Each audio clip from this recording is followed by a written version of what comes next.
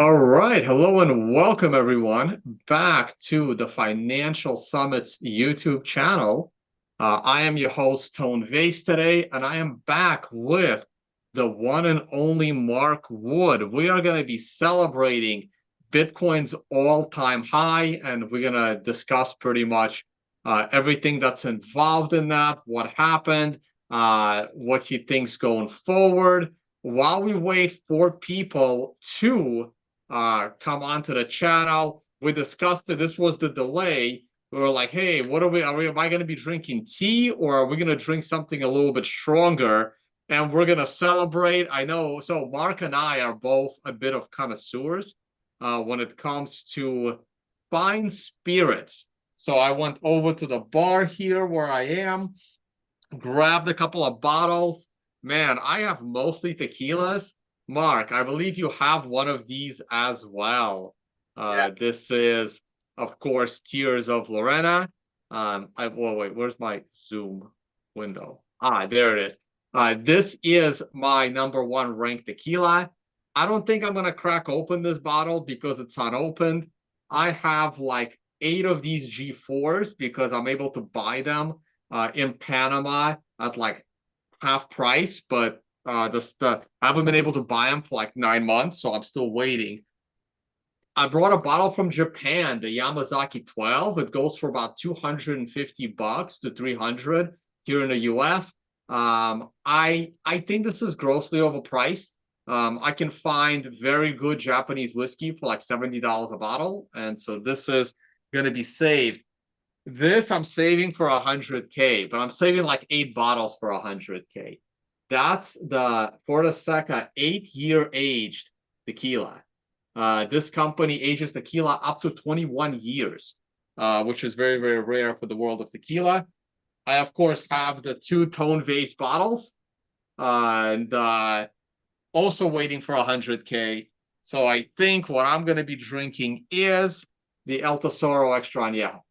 Okay, and this is about $120 bottle. It's already opened. I'm gonna stick with that. What do you got, Mark? I just have a couple things. One is this is a brand. This is a brand called I gotta find it on there, called Kentucky Owl. This is their batch 11. Um, there's some controversy behind this batch. Batch 10 was the last that had an amazing blender named Dixon Dedman involved. His family goes way back into the distilling era. But this is a delicious batch on its own. These batches are a little bit overpriced because Kentucky Owl was bought by a vodka company and they've overpriced everything. But this is about a $300 bottle. And getting off of the bourbon, because I love bourbon, is something really unique. This is probably the best rum distillery in the world, Foursquare. They try to keep to the bourbon standards. They don't no additives, nothing added to it. It's straight out of the barrel. So this is every year they do a special release. This one is called the Covenant. This is from last year. This was aged for 18 years in ex-bourbon casks. Both in a pot and a column still. So it was released in May of 2023. So this is cask strength too. 58%. Very rare to get a cask strength rum, especially something that's aged 18 years. So it's one of my this company Foursquare is delicious. Anytime you get it. I also just you've been telling me to try to find one. I have not been able to get my hands on one. They're hard to find. They do one release every year that is aged 12 years. It's a cask strength 12-year release, and it just has the year on it. That tells you the date it was distilled. Well, so they're on, what are we on now? 2012. This year's release is 2012. So if you see a Foursquare 2012, that's the 12-year release. Then, like I said, they also have the special releases. Sometimes they're finished in like sherry or Armagnac or whatnot. This is just extra aged in bourbon casks at 18 years. Gotcha. All right, let's go ahead and pour. I got a new type of glass. So these are the these are my branded Glencairn glasses, and then someone hooked me up with one of these. Actually has the Financial Summit logo on it, and these are called sipper glasses. They're bigger. You can drop an ice cube in here. Since it has the Financial Summit logo, I'm gonna use this. I actually haven't used it yet. I do have to like wash it out. Let me Mark, go ahead, pour your glass. I will be back in 4 seconds so I can rinse this out. That larger glass that Tone had, it's actually Canadian. It's a Canadian Glencairn. I'm a total whiskey nerd. Just as much as I love charts and TA, it's kind of like the musician in me wants to, when I get interested in something, I just really delve deeply and try to learn as much as I can. So I probably have Tone. That is correct. This is a Canadian Glencairn, but they're super cool because you can actually drop an ice cube in here, but I don't have any ice cubes. So we're gonna have to just drink it. All right, let's go. So this glass, this is called a whiskey. The other thing that Glenn showed was or that Tone showed. Hold on, gotta readjust my camera. Is a Glencairn, and that is the smaller one. Is like kind of like the industry standard for all tasting events and whatnot. What Tone has is a little bit larger version of this that is supposedly for Canadian whiskey. And what's crazy, I probably have at minimum 10 different kinds of whiskey glasses, minimum, probably more like 12 to 15. And I've done experiments where I will pour the exact same whiskey in 4 different glasses. And because of the way that the glass, like because of the way it's out here, but also the fluted this way, or sometimes the glasses will flute like this. The nose is different. The whiskeys taste different. You can get super dorky and super nerdy. This is one of my favorite ones. Kind of a combo of the two. This is the All right, Kentucky man. We're gonna cheers into the camera. all-time high. All-time high, and now time to get on with the charts. Nice. New all-time high at the election, which, Not surprising, right? But this is the thing, right? I'm seeing all these charts, like how Bitcoin has done after the election, but I think it's unfair because the election year is always the halving year. So right, it's like one and the same, right? Like you can't have it both ways. You got to have election year, halving year until like 3 or 4 halvings from now, the mining goes so quickly that, the halving year is a full year before the election. Now we can start discussing separation. But I think for now, the halving and the election, they're just too close to each other. And it's hard to say what is the main driver. I don't think it's the election. I really think it's the halving. So I think it's a combination of the two, and I think that the timing of the release was not coincidental. So I have held a theory that Bitcoin was released and introduced to the world in order to coincide with elections to hedge against clown world insanity, no matter who gets elected.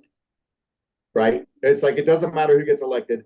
But that being said, I have something interesting to show you regarding what recent presidential elections have brought, just simply with the stock market. What? Why don't you jump right into your charts? I really don't have anything to show. We did a show with Matt McGregor yesterday morning. The price of Bitcoin has not changed.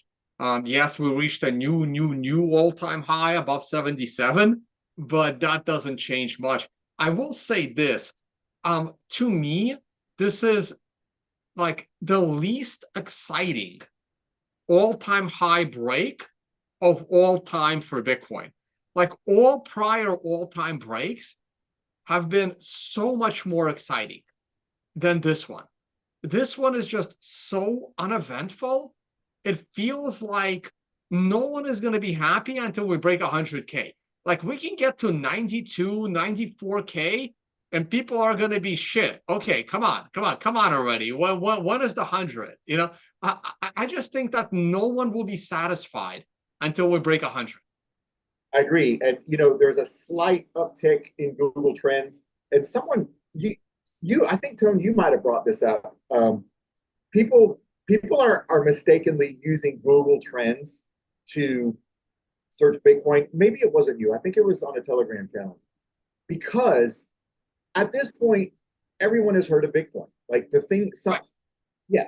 So they're not going to be searching Bitcoin. Right, you search buy Bitcoin. That was me. I've never searched Google Trends for Bitcoin. I've only searched Google Trends for buy Bitcoin. And everybody knows how to buy Bitcoin right now. You can buy it on Cash App, you can buy it through PayPal, you can buy it on Gemini, you can buy it on Coinbase. Like back in 2017, I remember is when I started getting interested in it early in the run.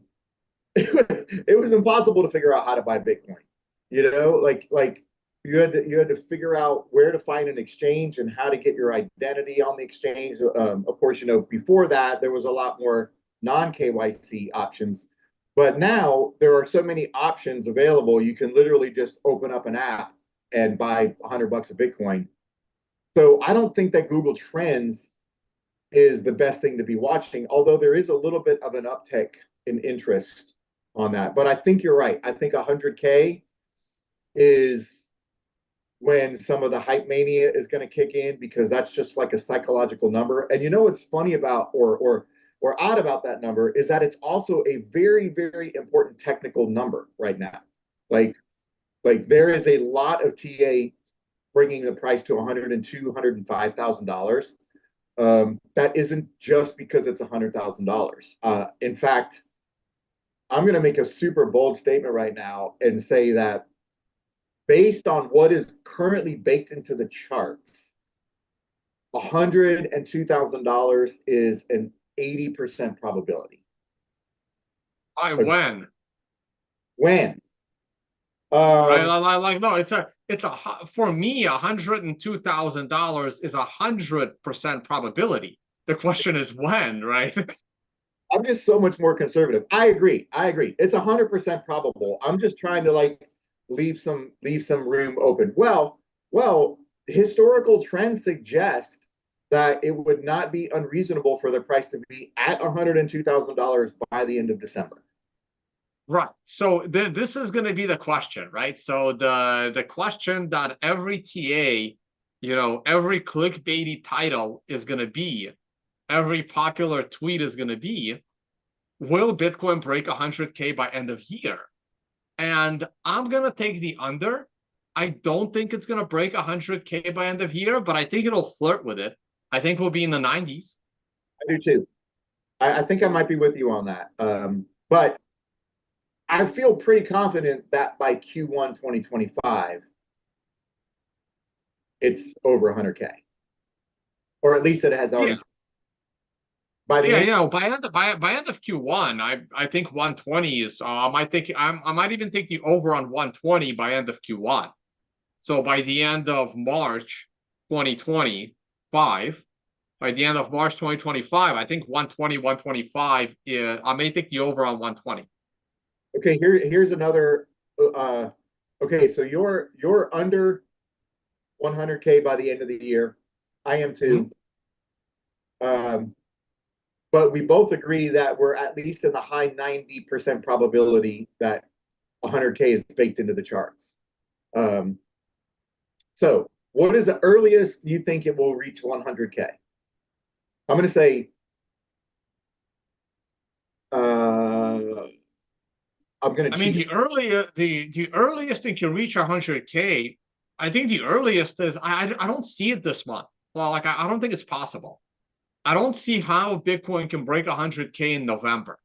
So that basically leaves by Christmas. That's the earliest is a Christmas present, Christmas morning, you know? Okay, I'm going to say conservatively end of January, conservatively. Yeah, no, conservatively, right. You said what's the earliest, right? You said you phrase your question differently. Earliest, I'm going to say I'm cheating a little bit. Earliest, I'm going to say before Christmas. Right. Well, yeah, I'm gonna say Christmas morning, right? Like the earliest it can possibly break 100 is by Christmas morning, right? But realistically, I think we're breaking 100, second half of January, like late January. So I see a comment from Curry in the chat. 85K comes up a lot in conversation. Is that a selling point where we get a pullback? And not sure we rally all the way to 100. So 85K, yes, there are some Fibonacci extensions in we can kind of like extend it from 80 to 85K range where I do think there will be some turbulence. But that is only a stopping point, in my opinion, to 102K. And I think I might be able to show something. We can try to blaze through some charts really fast today instead of diving deeply into one or two. Oh Because yeah, feel. By the way, feel. I think it's fitting. You need to click on the name Trump. You need to do a copy, and I think it's time to paste. oh, let's see if I can do that.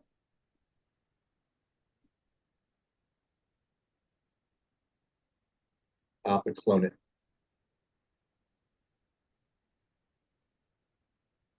There and there it starts. Oh, there it is. There it is. Well, okay, technically it doesn't start. I mean, like, when do you put that down? There's like this 2 month gap in between, right? Like, does it start on January 20th, or does it start now? I it doesn't really matter, but honestly, all this particular chart is set up at the election. Okay, this is Okay. just what Bitcoin did post election, not post inauguration. Um, and I will try to zoom in, but I want to make one comment about this 100K range. So the 102, 105K range is the 1.618 Fibonacci extension from the 69K top in 2021 down to the 15K lows in 2021, early 2022. Historically, that is nowhere near a topping point. Historically, Bitcoin lasts through the 1.68. Usually that's when we see one of those big 25, 30% corrections down back to it. And I consider that to be the last major buying opportunity. So I've been saying this for months. I still think that Bitcoin is worth kind of trading dollar cost averaging into up to as much as 100K, but your buys have to be smaller now because the larger buys should have been taking place between 50K and the all-time high, or 15K and the all-time high. And we'll take a look at that. But just to show you these Hey, Mark, real quick, is that a daily chart? 3-day chart. 3-day All chart. right. Can we I know we're supposed to move on with the thing, but can we do something on that chart real quick? I can't really fit anything on there because it just covers too much data. So No. You may like this one. Can we add another set of vertical lines for the halving dates? I want to see how far they deviate from the election date. So the halving was on your 3-day chart. The date, you can put a line in and then you can adjust the date, right? So the line is October 30th. you're talking about for which year? The 2012. We're gonna go left to right. So it's literally one line before your line, October 30th. Okay, right here. Right. Yeah, it's in line. So you don't even have to put that one. Okay, just leave it yellow. It's okay. And so the next one is June 23rd. Of 2016. Yes. Perfect. And then the next one is December. No, wait, that doesn't sound right. January. Yeah. Wow, really? January 4th? Huh. 2020 was May. Around May. Yeah, why do May 8th. yeah. Well, why do I have that line there? That's incorrect. Well, I have the halving. That's Let me see. I have them. yeah, why do I have that line on January? Oh, that's my mistake. Wow. It was May. yeah, so here are I've got the halvings accurate on this chart. Yeah, get the date for the I got it right for the fourth one, but I don't know why on one of my charts it's off by a bunch of months. It was like what was the date? May 12th, right? 16 was in July. 26 Right. I think 2020. it was like I forgot the exact day, but we're on a 3-day chart. Yeah, so what's the halving on that? May 10. You have it on May 10. So let me go back. Let me go back there. But I need to The adjust. week of May 10. So May 12th probably on a 3-day chart. July. There you go. May. Yep, May 12th. And then Yeah, May 12th. Right. And then the other one was in April. April. April 14, I think it was. April 14, April 15, something like that. Okay. So And the 2016 one, it was in June or in July. I think it was in July, right? you know what's interesting? Notice how each election cycle, the halving gets farther and farther away from it because the hash power continues to rise so incredibly exponentially.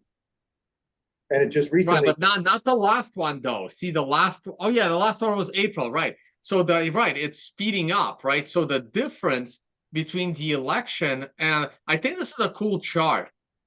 It shows you how it's separating from the election. yeah, it's because of the hash power. So yeah, and now when you draw it this way, it does look like it's the election that's making it pump, not the halving. It's the hedge against clown world. I'm telling you, it's perfect. It doesn't matter. Oh, okay, hey, we got a correction. Yeah, it was you put July 8th for 2016. That's correct. The halving was on July 9th. Perfect. Because he's using a 3-day chart. Wow, why are mine so off on? I mean, it's not my halving chart. It's just like another chart where I have these vertical lines. I thought they were halving lines, but maybe they weren't. Weird. Yeah, it's and it's funny because as we know, like in technical analysis and whatnot, we have the saying that 3 times is a trend. So we have a trend. We have a very, very clear post-election trend. And just so I know it's probably hard to see on the screens. This also is a really good representation of the idea of diminishing returns because what I have done here is highlighted in the green shaded area the moves post-election. So the run basically election 2012 was $10 to 1,200. I'm sorry, yeah, 1,200-ish for an 11,000% move. Yeah, it's 100x, 100x. 2016 election basically took 20x. Yeah, from 700, $800 to 20K. This we consider to be a stunted cycle, so it'll be really interesting to see. However, the stunted cycle still took the price. I need to adjust this a little bit. From basically 4x, 400%. From 14K to 69K. So here we are. We're seeing Bitcoin do exactly what we would expect it to do, which is rise after the election. So Trump will be lucky to get this initial bump from 67K. He got a 10% bump on election day. And I think it counts. I'm not, the other thing we can do is add, I might do this for the next stream. I'll add an inauguration vertical as well, right? But I really do believe that the moves in Bitcoin do begin after the election. And here is my arrow. This arrow isn't random. I still am very conservatively targeting the price range of somewhere between 150 and let's say 200,000. Topping November-ish at the latest. I think it might come earlier than we anticipate. Now, I have some information based on a really cool indicator called the Gann Channel that gives a strong suggestion that as long as we see Bitcoin trending significantly higher than 80K this time, we could see something very similar to what we kind of talk about as being a double bubble scenario, which took place after the election way back in 2013. We've already had that was my prediction for the last halving cycle. I was predicting a double bubble scenario. I predicted the first bubble to be in that $60,000 to $70,000 range, and then the second bubble in that 90 to 110 range. That was my double bubble scenario for the last cycle. All right, I'll jump right to it real quick. I'll show you exactly what we're talking about. So this is an indicator I love. It's called the Gann Channel. It acts similar-ish to Bollinger Bands, but and I'm on the 2-day chart specifically right now for a very specific reason. As we can see, the channel has flipped back to green, okay? And as we can see, the price, once it broke out above, look how many tests of the top channel the price got. 1, 2, 3, 4, 5, 6. 6 tests without any closes back inside of the channel. And now adding the 8 EMA is really important to this indicator. As we can see, once this area, so that was happening right around $65,000, $66,000. Once it was known that 65K was trusted support, we got this move above the prior all-time high. Now, why am I looking at this right here? Well, because there's only a few instances in history where in the midst of a bull run or an uptrend, we have seen the channel flip red and back to green. One of them was back here in 2021. And as we can see, the price action was a little bit different. Well, not really, because this current drop, no, actually, I guess not. In 2021, the price dropped back to the middle of the channel, which would have been to the low 60Ks. But so as I go back to this example, we can see that it was the middle channel that held. After coming off the 50K lows, there was a move back above, and then this middle channel held 1, 2, 3, 4, 5, 6, 7 candles, couple weeks. And then we got that secondary high. So we are currently, at the very least, experiencing this move. What we are hoping for is that this is not a similar move, because the move back up to 75, 76K has created some bearish divergence on higher time frames. Being said, something really, really important to understand about when you identify divergence is it cannot be considered until we have confirmed tops, right? So until the 2-day chart right here in November 2021 started dropping back below and taking out all of these lows, like basically 57K, that's when my metrics were telling me this bull run might be over. And we had high time frame divergence between the 65K top and the 69K top. Being said, I don't think that's what we're experiencing. Here is one other instance where the channel flipped green after a strong run. However, no new all-time highs were made, or no new major swing high was made. We have printed a new all-time high. So I don't consider this scenario valid anymore of a COVID drop. So the only other time in history that we've seen this is back at the double bubble scenario right here in 2013. And this wick is crazy. I'd be curious to know what the hell happened with Bitcoin on October 13th, 2002. I know what happened. What was it? It was October 1st, 2013. I know exactly what happened. What was it? That's the day Ross Huber got arrested and Silk Road got shut down. That's a legit wick. Bitcoin fell from about $110, $120 down to like 80, and then it recovered the next day. it was it was the Russell Bucharest. Wow. That's great information, Tone. I figure it had to have been some kind of a big event. So let's take a look at this wick. This was a 35% wick, right? But what is interesting about this to me is what we have. This is what we are seeing currently. And this is why I'm kind of excited about the price action. What we are seeing currently is the flip of the channel back to green, tests of the top of the channel. Even this massive wick dipped all the way through the channel, but still closed back above it. And then it's very easy to see what happened to the price once the 8 EMA was support. And then we have to look back as to what happened once the prior all-time high, not all-time high, but the bubble high, the top one was breached, which I would consider to be 72K. So we are right kind of in somewhere in this zone right now between establishing the top of the channel as support and breaking above prior swing highs or significant highs, which then took the price of Bitcoin at that point from $260 up to $1,200. Now, of course, there's so much less liquidity. It's not going that's we're not going to see a move like this. But now that we understand what's going on with this indicator, let's take a look at what I'm watching. I am watching the channel flip green.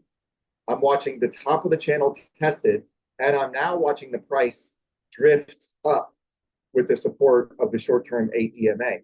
This is, and we've printed a new high. We've taken out these highs over here. So that is a recipe for a double bubble scenario that I do believe can take Bitcoin into the $200,000 ranges. What do you think about that, Tony? You're muted. Oh yeah, no, I said yeah, I completely agree. Well, now, real quick, now that since we're on the channel, we're gonna take a look at the 2-week chart because we got something really important happening coming up in a couple of weeks. But here we are. So history now gives us a very clear price range to watch in order to continue the bullish trend. And I'm going to call that price range currently at $67,000, allowing for wicks below. I would even be willing to extend it for another drop down to 65, even though I don't think that that's probable right now. But here is an argument that we are not also perhaps, so here's the double bubble scenario back here in 2013. Now, I'm going to fast forward to the 2016-2017 cycle where we have the channel flip back to green and a drop down to test the channel. And then we can see, as I zoom in here, this 2016 cycle was just so freaking clean. It was one of the most technically clean cycles of any asset I've ever seen.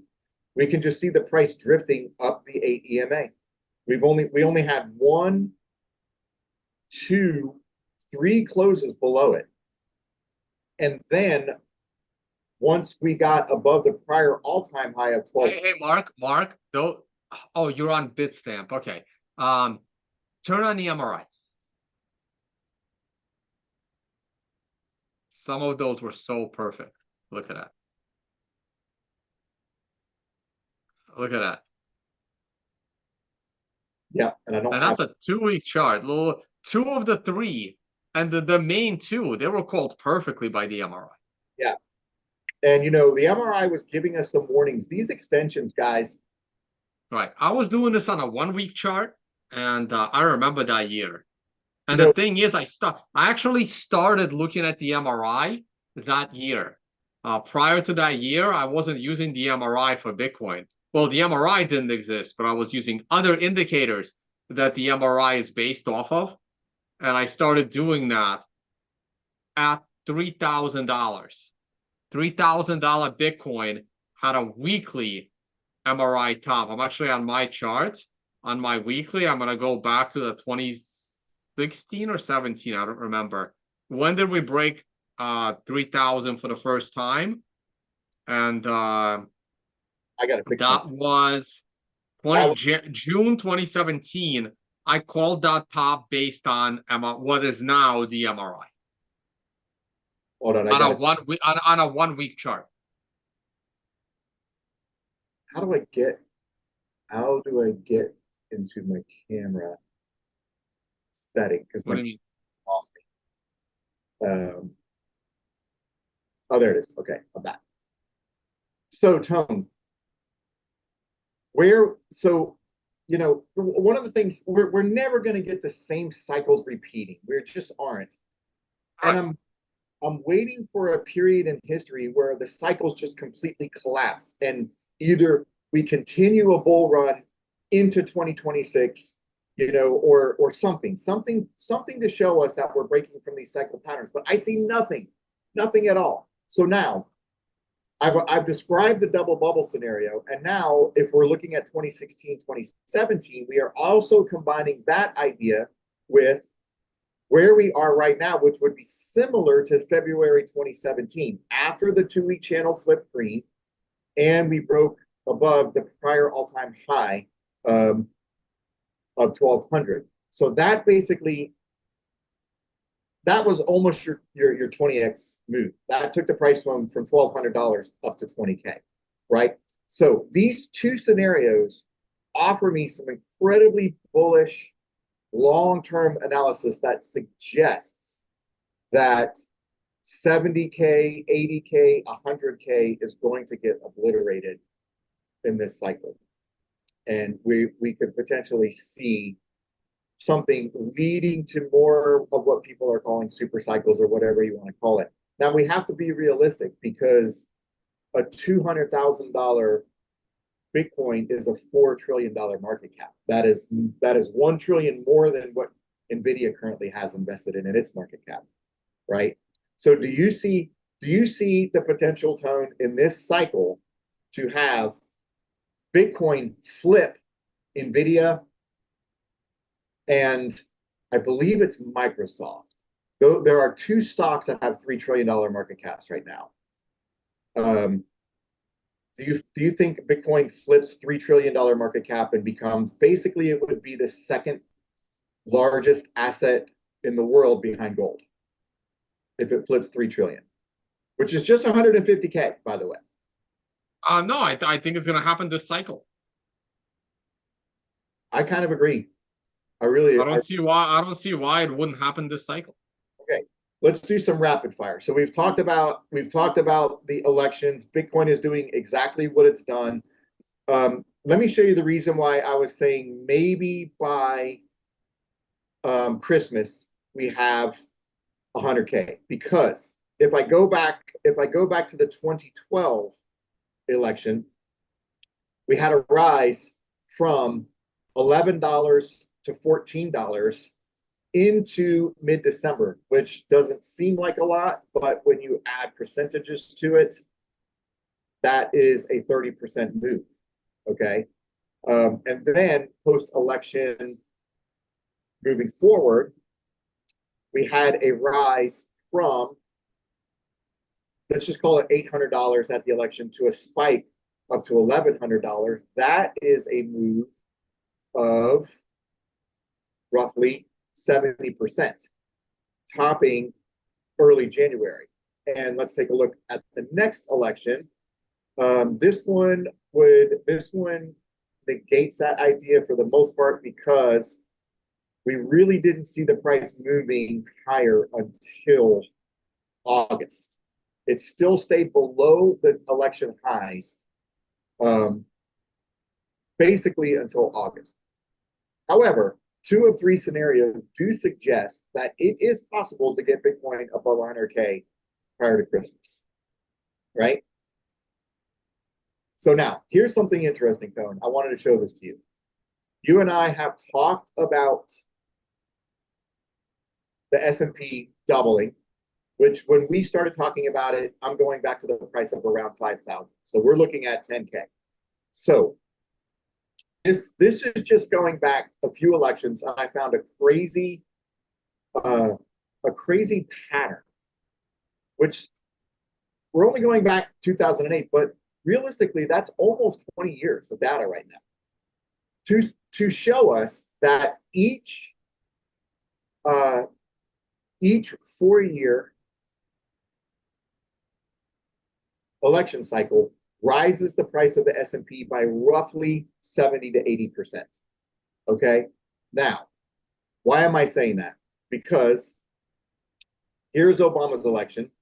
The price did continue to drop a little bit, but overall, he basically saw over his tenure 164% rise in the stock market.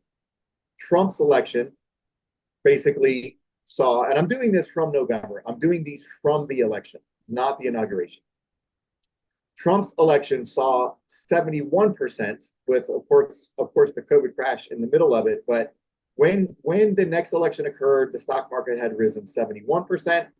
Biden stock market has risen 79%. So what I did is I just projected, hey, what if this pattern continues into Trump's next 4-year cycle?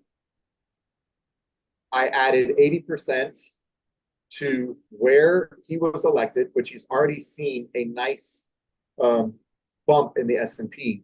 And lo and behold, that takes the price to 10,000. So let me ask you, what do you think the probability is that the stock market is at the S&P is at 10,000 at the end of Trump's term? I'm gonna take the under. Look, I'm bullish on the S&P, but I'm not that bullish, right? Because in order for the S&P to get to that kind of level, there would need to be one of two things need to happen. One is massive inflation and the collapse of the US dollar, which I am not anticipating under Trump. But Tone, that happened here. None of that realistically happened through Obama's term, Trump's term, and Biden's term. We did see high inflation during Biden's term, but I'm just showing that every 4 years, the S&P has risen by about 70 to 80%, going back to 2008.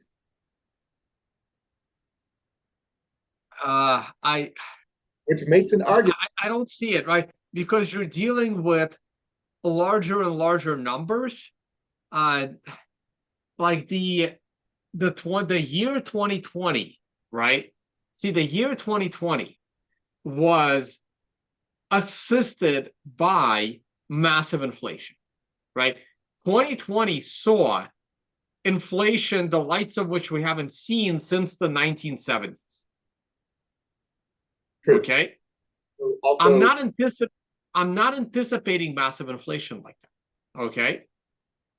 So I don't see it, right? So this is what I mean. I don't think the market is going to go up this much in Trump's 4 years. It'll go up, but not this much, right? Because I don't think the last 4 years would have reached numbers this high unless one of two things was happening, right? And this is what I mean. This is I'm going to go back into what I was originally going to say. I'm not expecting this unless one or the other, but most likely both conditions have to be true. One is there is massive inflation, and two, there are massive wars, especially in Europe, that drive European capital into the American stock market.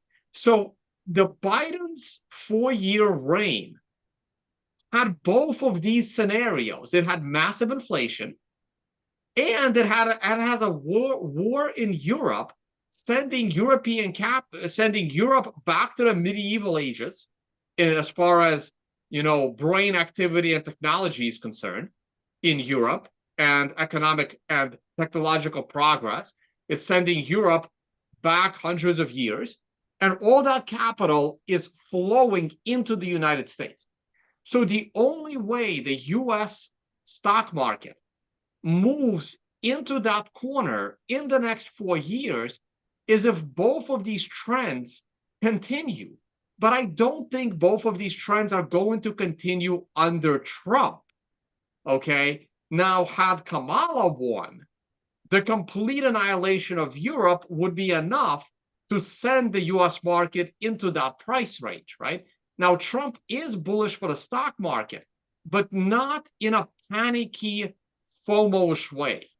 So I will take the under on stock market going to that level under Trump.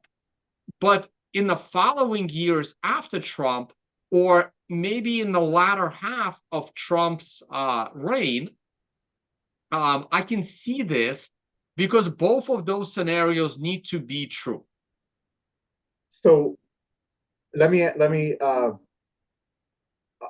give an opposing point of view and an agreeing point of view.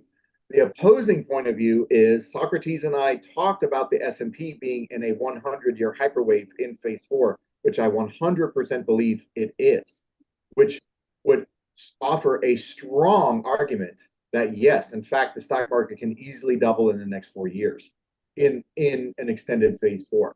Now, the argument against is kind of what you're saying, and we have to be realistic with this with Bitcoin too. How much more added market cap? How many trillions of dollars will be needed to be added to the S&P to double the market cap? I'm not aware of what the current market cap of the S&P is. I usually have that information on the top of my head. I know that gold currently is around 18 trillion or something like that. But, you know, as more and more tens of trillions of dollars gets loaded into the S&P, the aircraft carrier moves more slowly. So it does become harder and harder to swing the prices into directions like this. But we are in phase 4 of the 100-year hyperwave. There's no doubt in my mind, zero doubt in my mind that the S&P is in this hyperwave. And how it's going to end, I have no idea. It's a little bit scary. I'm not even remotely concerned about it until probably at least 2030, at least. But all of that, we could see a really final strong phase move into the end of Trump's election, bringing into 2030 and some kind of major correction. I think the Federal Reserve would have a hard time keeping a correction at 50%.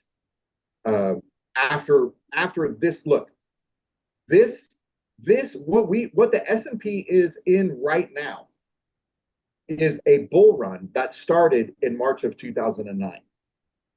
This is a decades-long bull run, and I think it's going to continue into 2029. And at that point, or close to it, right in the middle of Trump's presidency, and then it's going to be time to start paying close attention. But all of these little dips and drops that we see here, they are 30 to 50% corrections, which is ideal to keep a massive decades-long bull run fueled. So I do think 2025. I was having a discussion with a couple of friends of mine yesterday and today. I believe the U.S. is in a recession 100%. There is so much data to confirm that. I think the Federal Reserve has done an amazing job at staving that off. I don't think they can do it all the way through 2025. I think Trump is going to see a strong market into 2025, but I don't think it can sustain through Q4. I'm expecting some kind of a recessionary drop. I'm not calling for a market crash. I'm just saying a recessionary drop sometime between Q3 and Q4, which would also keep Bitcoin in line with rising into the cycle tops of Q3 and having a sell-off. Do you have any thoughts on that theory, Tone? Not really. When I'm talking about recessionary data, I'm looking at I disagree. I disagree that we're in a recession. Okay. What I have looked at is I've looked at, first of all, the yield curve has inverted, which is an early warning indicator. U.S. Debt is well over $1 trillion. Credit card debt is over $1 trillion. The disparity between the cost of rent and housing as compared to the median income is at record level disparity. People are having to put more than 50% of their monthly salaries into paying just their mortgages. Of course, we know where grocery prices and gases, and then you add healthcare onto that. You know, I it's shrouded. I believe it's a recession, but I believe it's shrouded, and I don't think that it can be covered up into 2025.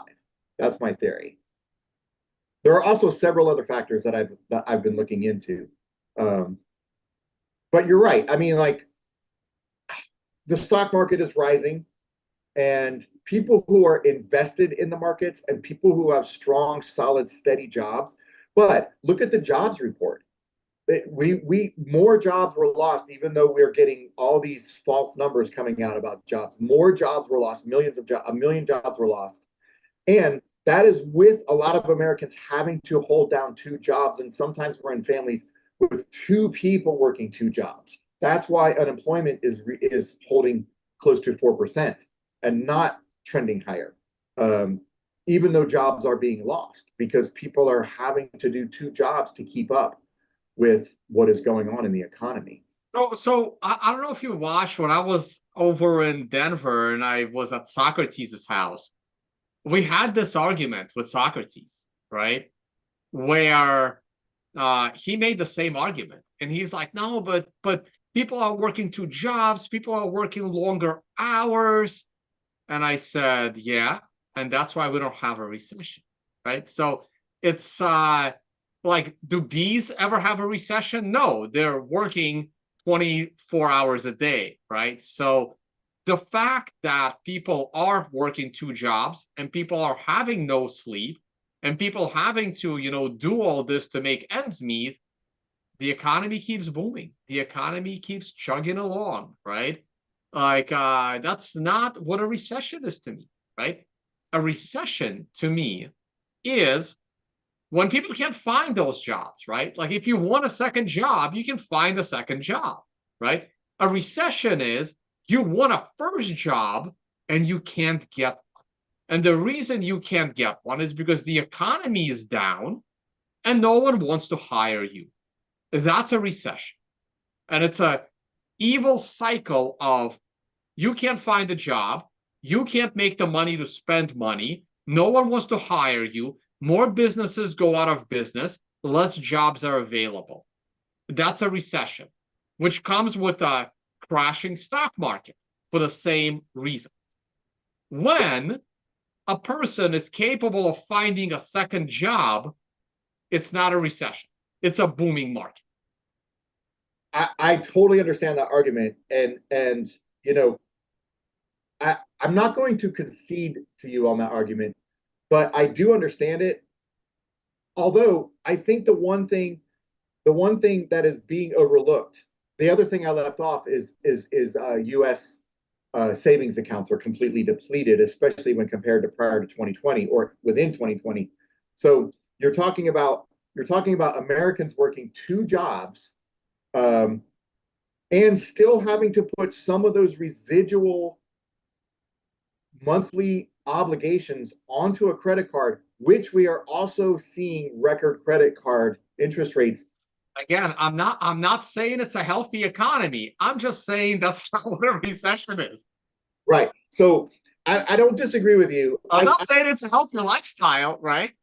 That, again, to me, a recession is a slowdown in economic activity, companies going out of business, therefore the stock market crashes, the Fed has to print money, the Fed has to lower rates. Again, it fathoms me why the Fed is lowering the rate right now. It makes no fucking sense. And like that's a recession. That's when the economic activity crashes. But that's not what's happening, right? If every single person goes out and gets a second job, the economy is booming. So hold on, my camera's jacked up again.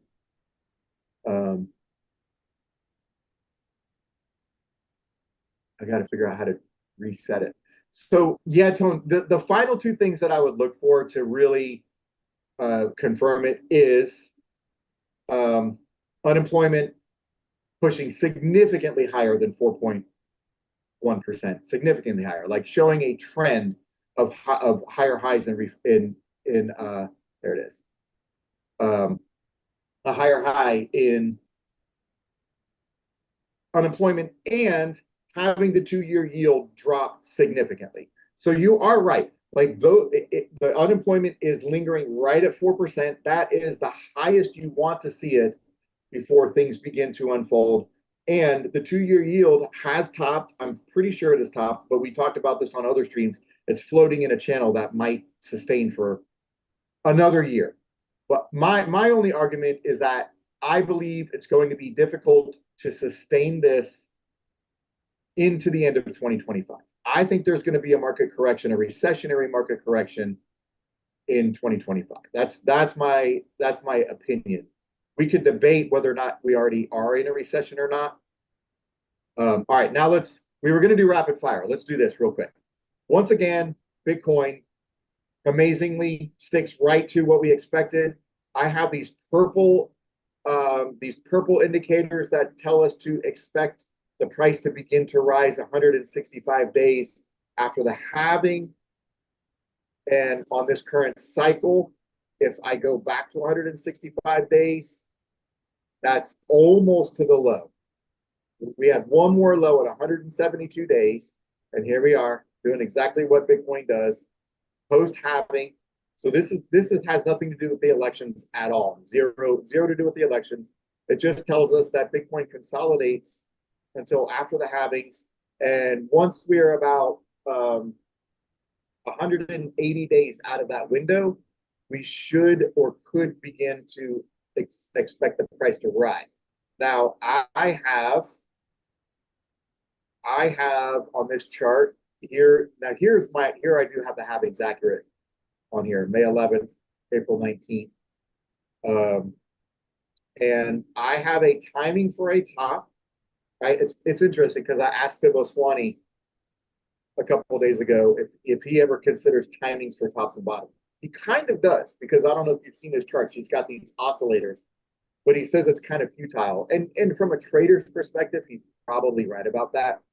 But from a cycle standpoint, man, Bitcoin just gives us so much information that it's hard not to anticipate a little bit what to expect. So my cycle top expectation is in mid-September. I'm still holding at the 150, 160K range conservatively. And then according to these timings of bottoms, all these other things I've looked at, I'm looking at a bear market cycle in October 2026. That crazy guy, Fred Krueger, who I love to check in with, he believes that thinking that Bitcoin will top in 2025 and have a bear market in 2026 is ridiculous. Do you have any thoughts on that? Look, it depends on what Bitcoin does in 2025, right? If we are having this discussion 1 year from today, we're sitting here, in November of 2025, and Bitcoin is at $150,000 all-time high. I agree with Fred Krueger. It's ridiculous. It's going to keep going higher all through 2026. But if we're sitting here 1 year from today in November, Bitcoin is at $240, having just topped at $255,000 a month ago. I'm probably calling a bear market. So here's what I find useful. Some people will say that looking at this is completely futile. You just make your trades. But you know what? Not everybody is a trader. Most people are not traders, and most people who try to trade are not successful traders, right? And this is something that Tyler tried to teach people. Listen, don't keep moving in and out. Just park your money when the risk is low and let it ride until the risk gets higher. And so one of the things I find useful about something like this is, even if the cycles shift, even if we do not see an expected top in the fall of 2025, it tells us when there is a shift. We know when there's a shift, right? So if we're coming into November of 2025, because typically the tops have come. Okay, let's look at Right, the Mark. I just wanna reiterate, right? I think it's ridiculous that Fred Krueger can say what's gonna happen in 2026, whether Bitcoin will top or not. Like it sounds like he thinks the bull market is gonna continue for the next 2 years, I right? agree. I Right. agree. But it's a ridiculous statement, right? Because I guarantee you that if Bitcoin in 2025, if Bitcoin hits $780,000 a Bitcoin, I guarantee you that it ain't going to be going up in 2026. Right. And there are other things we can look at, Tone. Hopefully I can get to it soon. We can look at monthly RSI. That is an incredible thing to watch. But really quick, let's check this out. So there's always time and price, right? Like you can't talk about, everyone loves to talk about price and ignore time. That's normal. But anyone that talks about time and ignores the price is ridiculous. Well, like and he's talking about time, ignoring the price. And I think that's completely silly. Well, that's one thing that makes a show like this so valuable, Tone, is because you have so much experience and a knowledge and understanding of that. And I agree too. Like what we're trying to do is help people understand the correlation between time and price and try to figure out, you said many times, okay, we have an MRI top. Well, maybe we just get a correction through time and not necessarily through price, right? Maybe we just get the price consolidating at the highs for 4 candles, 6 candles, and we move on. So being able to understand the importance of combining the two can be really important, really helpful as far as long-term investing goes, or even just simple short-term trading goes. But here's the cycles. This is incontrovertible evidence right here. Bitcoin topped in November 2021 at 69K. Bitcoin topped in December 17 at 20K. Bitcoin topped in December of 2013 at 1200K. So we have three major significant cycle tops timing in November and December. Okay. I am calling for a slightly earlier time than that in September based on other things I'm looking at.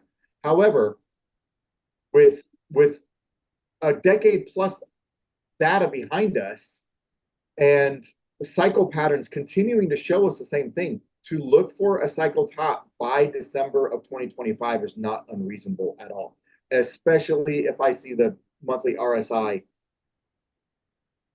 trending in the high 80s, Look, I'm expecting a cycle top in 2025 unless we're like moving up so slowly that Bitcoin is under 150,000 at the end of next year.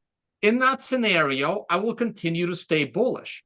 But anything over 200 grand in 2025 will have me calling a top in 2025 eventually, right? Like there's other metrics involved here, but it's time and price. Like the higher the price goes sooner, the earlier the top will come. It's that simple. Correct. And someone asked to look at the pi cycle top, which I do have. We'll find that in a second.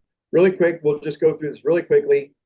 Most conservative 5-day look, we got a bullish entry signal at $62,000 with the red crossing back above the black on the first green candle. That's how the system works. That was a particularly excellent entry, especially with the price sitting in the mid 70Ks right now. This is that Heikin-Ashi 4-day, 5-day, 2 moving average. Here we are with my zoomed out look of Consensio telling us bull market ends with the price below 56K, which is nowhere near it. Let's take a look at where the weekly is. Okay, weekly is just now giving us a bullish entry. Weekly, if I zoom in, we've got all the moving averages postured where they want to be, and the black is finally ticked up. So Tyler Jenks would finally be saying, okay, guys, I'm putting 25% into Bitcoin at a price of 75K, right? Like there's no way Tyler would not be interested in putting some money at risk in Bitcoin with how his weekly Consensio is set up. But let's look at the 4-day and the 5-day. 4-day and 5-day, was, depending on how risky we wanted to be, was getting us in more in like $67,000, $10,000 lower. Here, right here, 4-day. This is again why I love the 4-day. Why I love the 4-day chart. Okay, right here in October, we got the black moving average curling up with all the moving averages. So at the minimum 66K, you could have started putting some money at risk at 25% of your allocation. At this point, I would want to be at least 50% in with what this looks like at minimum. But with breaking an all-time high, Tone, wouldn't you say with the way that Consensio looks right now, are you 100% in? 100%. 100%. I would agree. This is not a time to be conservative at all, right? Really quick, I just want to show this. I have done a Fibonacci extension just from, I'm gonna adjust this a little bit. I'm gonna get a little bit more conservative. I'm not gonna get the swing highs and lows. I'm gonna go I'm gonna use Fibonacci's ideas of where the market reacts, which the market was reacting a lot around 71K and the market was reacting a lot around 55K. So gold has broken out and has trended to, I believe, the 2.414 extension, which currently sits at 95,000. I believe very, very firmly that gold is leading Bitcoin to $100,000. And I'm going to go to something really interesting right now on the gold chart to discuss that. Here is Bitcoin struggling a little bit with this 1.272 Fibonacci. There's another set of Fibonacci's to consider, which is the large Fibonacci taken from the 65 to 69K top down to, let's call it the 16K lows. So if you look where the price is right now, is running into two Fibonacci extensions, this 1.272 and the 1.414. So there's going to be some turbulence here. We talked about 85K. Right at this 1.414 extension is $85,000 right here. This is the extension from the prior market, tops and lows. I do think that 85K, and you look, we've got the 1.618 of the consolidation between 82 and 88K. I see a lot of turbulence between 82 and 88K. And then my next main area of interest is going to be $100,000. Any thoughts on that before I move on, Tom? I am honestly, I'm looking right at the 1.62 extension. Like I think everything until it gets there is just going to be minor pullbacks. I'm already eyeing, like I almost want to put myself in like a capsule for like the next 2 months. Wake me up when it hits 102, right? There'll be some turbulence in the 80s. There'll probably be a bunch of turbulence in the mid 90s, but 1.618 Fibonacci and the cup and handle target, I mean, all of that is coming in, and plus the MRI stuff and the green star in the 2 months. Everything I wrote for Bitcoin Magazine the other day, that's what I'm looking at. And I honestly, I think when we look back at this period, when we look back like a year and a half from now, when we look back at November, December, and January, a year from now, it will look like straight up. It will look like there was no reason to put a stop loss in. That's what I think it's going to look like in hindsight. In reality, we can go to 78, we can drop back to 72, we can then go to 88, fall back to 76, but it's going to happen so quickly, and these dips are going to be bought up so quickly that when we look back at it in hindsight, it will look like straight up, and it was a no-brainer. All right, so Tone, I'm going to bring something up really quick. to 100% confirm what you just said. Okay, this is your most favorite thing to look at, which is Wyckoff accumulation, which I have held firmly. I believe very, very strongly we have been in a reaccumulation pattern. We just got a breakout of SOS, but let's backtrack, okay? Because I also believe that this was one of the most clean accumulation, Wyckoff accumulation patterns that we've seen. You can see in an ascent with the drop below, let's call it $17,000 for that shakeout to $15,000. At this point, everyone was convinced, not everyone, a lot of people were convinced that Bitcoin was going to $10,000 to $12,000. I felt it was technically possible, but not probable. I was at least 85% convinced that $15,000 was the low for Bitcoin. Being said, forget about all that. Let's just follow the Wyckoff pattern. Then what had to happen was for Bitcoin to get back up to this area where it became clear that it was where the price started to collapse in the 30Ks. So I'm calling that phase E, sign of strength.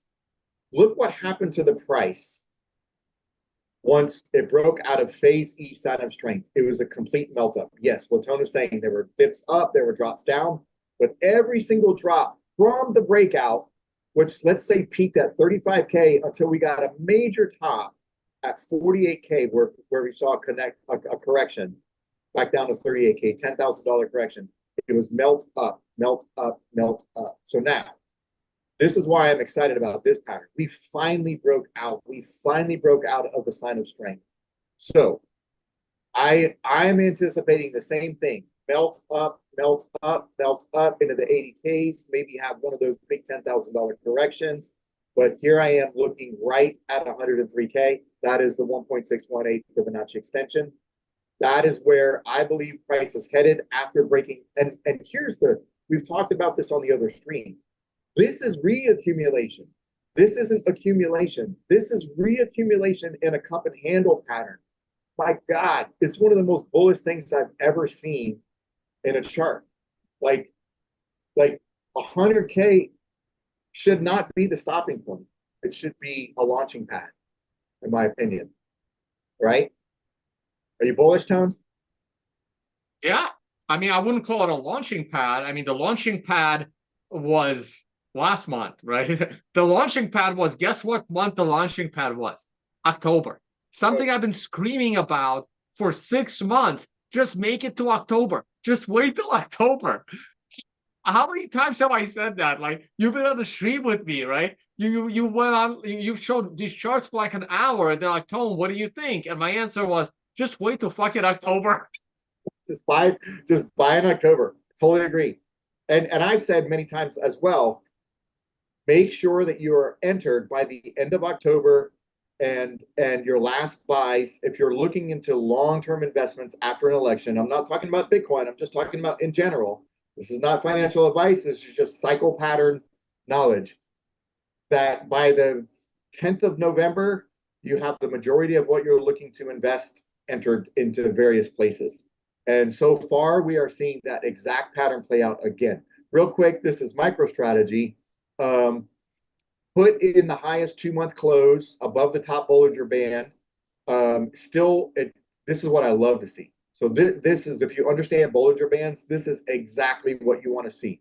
A close above the top, a drop down to test the top as it rises, and then a higher high. So this signal has already been fulfilled.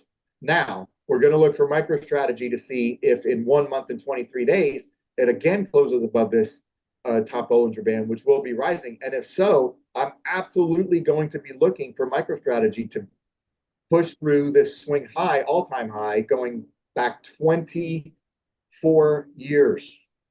24 years it has taken. And I do believe MicroStrategy is going to break this all-time high. Agree on that or not agree, Tone? Sorry, say again. I was dealing with something in the live chat.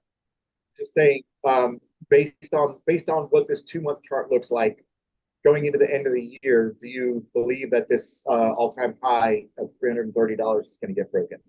Not this year, but just broken. Wow, that's actually kind of far away. No, I think that's getting broken. Years. It's 20. This year. But I'm saying the swing high was in March of 2000, right? So you think it's going to get broken this year? Probably. I think it will too. I think it will too. Wait, what are we looking at here? MicroStrategy? Right. MicroStrategy had an all-time high 20 years ago? It was something. It was something Well, else. no, it was a dot-com bubble, right? I mean, nobody knew what they did then. Equally, like they don't know what the hell they do now. But back then, it was all hot and new, right? I don't even think it Like was. nobody knows what MicroStrategy does, right? Today. And but back then it was all cool because you weren't supposed to know what they do. Even Michael Saylor doesn't really know what it does. He just says it's a Bitcoin company. Well, now it's a Bitcoin company, right? Like what did they do before it was a Bitcoin company? It was a software company. So this is an argument I've been making, Tone, for a long time. I'm super excited about this chart. This is something I've been looking for a long time. Okay, this is gold versus Bitcoin in the way you don't like to look at it, but I love to look at it. So um, I have been waiting for the signal. And think about this. Think about what is happening in gold USD. What's happening in gold USD right now? MRI tops, right? Is it a weekly? Is gold on a weekly MRI top? It is. Okay, perfect. That's exactly what I wanted to see. I wanted to see a potential top. It's not, gold is not done by any means. Gold is going up. Oh no, gold's gonna. My target was 3,000. We actually came close because we came really close to gold being 3,000. I think we're gonna blow right through 3,000, but it could take us, another 6 months to get to 3,000. But if gold takes another 6 months to get to 3,000, once it breaks 3,000, I think you can go to 5. Yep, I totally agree, Tone. And in fact, I'm hoping that's what happens. I am hoping that this top in gold that we've seen is a long-term bullish consolidation, because my theory that I've held for a long time is when gold and Bitcoin are bullish and gold puts in a top, that is a signal to some smart institutional investors with only controlling $100 or $200 billion starts taking their profits out of gold and rolling it into Bitcoin. But there is a multiplying effect. You do not need trillions of dollars. You just need a hunt. Look at the ETS, right? Look what $1 billion of ETF going into Bitcoin does with a multiplying effect to the price, right? It helps it rise $5,000, maybe $10,000. So I have been watching this bear flag form. I'm on the weekly chart right here. I could go to a lower time frames and it's a little bit cleaner. This is a clear breakdown of the bear flag as gold USD is on an MRI top. This is, in my opinion, the signal to those institutional investors. And I do believe Peter Brandt is one of those people that understand what this is telling us. So I do think that as Bitcoin has reached a new all-time high and gold has topped for the time being, I do expect a small amount of these profits to roll in. Now, is it going to bring Bitcoin to 100K? No. It's just going to help raise the floor and make the dips harder and harder to buy, in my opinion. Do you have a strong opinion or thought on that, Tone? It needs a little more time. It's only been a week, right?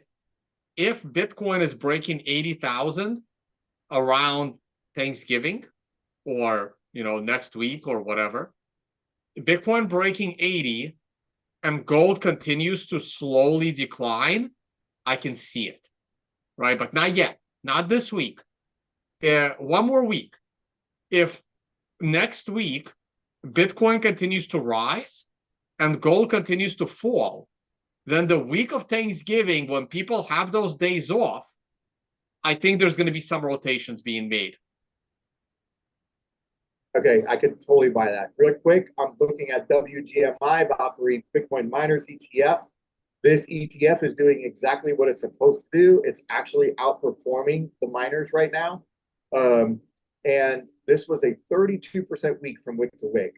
From open to close, it was 28, almost 30%. But I have these red horizontals here. You know, it's interesting. Horizontals are so important. I know I use a lot of moving averages. We've only looked at moving averages once or twice on this entire stream because they're not the only thing to look at. Horizontals are so important. Trying to visually identify and understand key closing areas and key closing high areas and key swings. So these are not randomly placed horizontals that I have. And as you can see, this wick here, which took place in July 2024, reached into these two horizontals, but could not penetrate them. And we had a huge sell-off back down to this trend line, which is kind of fudged a little bit. This trend line kind of broke. It really should look more like this. But I'm just kind of keeping this as a guideline. Now, the week stopped right at this horizontal and very close. This asset is very close to printing the highest weekly close in its history. It literally closed right at the release back in February 2022. Now, to me, there is absolutely nothing bearish about this chart. And once above 28 bucks, let's just call, 28 to 30, 50, this chart is going to be in open sky territory. So Tone, really quick, are you... Mark, can you show how much has it gone up this year since, let's say, mid-January, early January? 2024? Yeah, in 24. Well, no, don't cherry pick the low. Like, well, where do you want? Yeah, that is that is January. Okay. Here is early January. Jesus Christ. So how much is it up? 90%? Here's early January. If we're not going to cherry pick, this is the first week of January close. It was at 16 and it's up 58%. Right. But, so I've been mining all year starting mid-January. And I'm up like, I don't want to disclose, I'm up like maybe 20%. But that doesn't cover the cost of the fucking miners, right? So I'm down. So I'm like, why didn't I just buy the damn ETF instead? Exactly. That's my point in showing this, because I'm actually down in a really small position on CLSK. But the point is, it's the WGMI is not only mining stocks. So I shouldn't say I'm up. I shouldn't say it in percentage terms, right? Like I'm not up 20%. That makes no sense, right? So if you factor in the cost of the miners, I'm down about 75% on my initial investment. That's what I meant to say, right? It's not because mining gains they're up and they've recouped 20 to 25% of my initial mining investment in the actual physical machines. And I'm like, well, that wasn't smart. I am so negative on Bitcoin miners right now because of what happened this year. But the thing is, I'm not upset about it for reasons. And those reasons are, I really wanted to help Ocean Mining Pool. And because it's so important. Like there's so many little things I do to like help the world of Bitcoin that just, I don't brag about it. It goes unnoticed. But Ocean Mining Pool is so important to the survivability of Bitcoin. And if I have to lose tens of thousands of dollars helping Bitcoin Ocean Mining Pool become viable, that's what I ended up doing, right?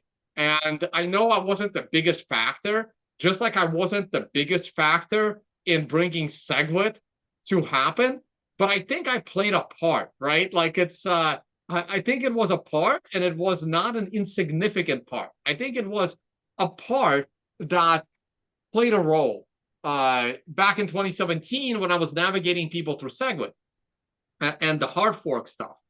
And I felt the same way with Ocean. I mean, like, yes, I wasn't like a big miner, but me going out there, giving them interviews, putting my money in it, like mining at a loss. And now the Ocean mining pool, if you pull up their website, it's doubled in hash rate in the last 2 months, and it's skyrocketing again. And I think that Ocean mining pool is about to be a viable mining pool that cannot be shut down, and it's about to be a serious player. And now it's time, like I'm not gonna keep mining at a loss. So I'm probably gonna get out with that loss. But I feel good that I helped, Bitcoin stay decentralized once again, right? At least I did something, even though no one's following me anymore. Well, there's not a lot of data on the mining stocks, but I surprised myself by going back and looking and see what they did after the 2020 halving, and they actually obliterated Bitcoin, if we're being honest, just from a statistical standpoint. And I know you said you're not convinced that's going to happen again this time, but I'm going to hold CLSK, even though it's sitting at a loss. It's insignificant to Bitcoin holdings, and it's kind of like it's hopium to think that the mining industry is going to do what it did. Because look, back here after, so I have this charted. This is CLSK charted after the halving in May of 2020. After the halving, it was a 2,800% move. Like, that is absolutely ridiculous. And here is just bullshit. It's just kind of fucking around a little bit. It's going up, it's going down. However, higher high, higher high, higher high, higher high. So there is a trend here. I'm sorry, higher low, higher low, higher low, higher low, higher high, higher high, higher high, higher high. This is weekly. It's in an uptrend. It's just not moving like what we've seen in Bitcoin. But I do think that the mining industry, and I think that chart that in WGMI is kind of hinting, hey, once this thing gets to an all-time high, it's going to be good. Now, a friend of mine looked into the other holdings. See, the thing about WGMI, it's not only restricted to Bitcoin miners. They do hold some other assets, but here is one asset that he found that they're holding: CIFR, Cipher Mining. And man, this thing has just been an absolute rocket ship. And part of the reason that the ETF has done so well is the growth of this particular stock right here. And as you can see, and Core Scientific, they reallocated to Core Scientific big time. You can see the breakdown of the ETF into which miners they're holding. Yeah. So that's just something to put on the back burner. Maybe take a risk or a hedge with this ETF, because it seems to be doing what it should be doing. I would say that the strongest, I've been looking at Riot just kind of being in this nebulous pattern. I would expect it's going to break out of it. Same thing with Bitfarms. It's finally entering my volatility zone. Okay, I draw these blue ellipses at the ends of triangles, not to predict price direction, but to tell us, okay, this might be a timing to move out of this range, which is sitting right in end of the year, right in the end of the year. I think here's another fairly strong mining chart, Iris Energy. Again, higher lows, higher lows, higher lows, higher highs. And, once this chart is back above $17, $18, moving into some horizontal resistance, I think it's going to do well in 2025. It's just a guess. Really quick, Tesla, strong as bull, strong like bull. It was in a similar descending broadening pattern with this partial decline right here, which we've talked about Bitcoin doing, turning into an inverted head and shoulders, breaking all this resistance, coming down, testing it a couple of times, and we're finally seeing. I have a price target of $470 based I probably need to lower that a little bit, based probably on this pattern here, and I think it's conservative. I love this. Real quick, we haven't even really looked at Bitcoin. This is it. Like, this is exactly what I've been waiting for. And when I equate this to gold, Gold took 6 attempts to break $2,100. 6 attempts. And here we are. We had attempt number 5, and we had attempt number 6. And it lasted a minute. We had the break up. Look, check how clean this is. We had the break out to the prior all-time high, a drop back down to test how sure we are that this was a legit breakout, and then price took off. Now it's out of the descending broadening wedge. It is above the prior all-time high. There is a measured move price target of $95,000, which I made conservatively, actually, taking the high down to not the extreme low, but kind of like where these wicks are. And I just tagged it on to the breakout part that is putting a price target of 95K. This is once again why I feel very strongly that $95,000 to $100,000 is already baked into the charts. Tone, here's your 55 EMA dropping below the 50. However, we kept price bullish, was exactly what we needed. We needed these green moving averages to hold just like it did in 2021, which is exactly what happened at 50K and 55K, and off we are. So we've printed a new all-time high for sure. This scenario has played out. We're looking at something very similar to November 2021. Now we are just hoping that this cross does not dig in and pull the price down. And man, what I would be looking for, Tone, is, let's see. Well, we didn't get the cross. We didn't get the cross in the double bubble. If somehow the price moves so strongly to pull the light green back above the dark green, I'm looking at $200,000. I just am. Here's something really quick on MSR I wanted to show. This is a fresh bullish trend on our favorite 4-day chart. When I say fresh bullish, it actually flipped bullish in March of 2024. Now, the last time that this indicator flipped bullish on this time frame was January 2017 at the prior all-time high. Where did this flip bullish? March 2024 at the all-time high.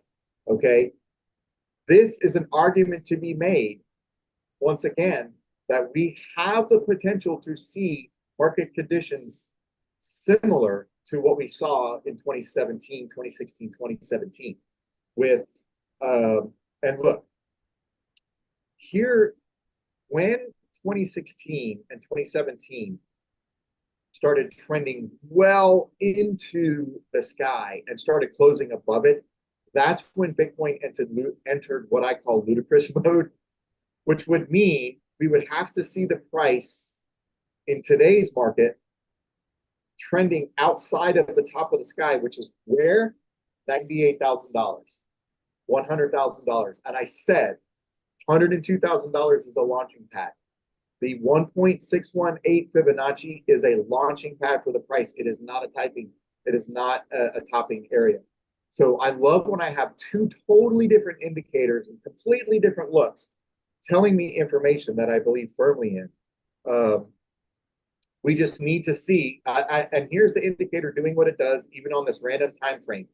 The edge of the sky, the bottom of the sky is saying, hey, if you were bullish, take some profits here. Don't exit, just take some profits. And moving averages that I'm looking at here are perfectly aligned. Really quick, let me blaze through something up. Got to cover this, Tone. This is the chart of charts. This is it.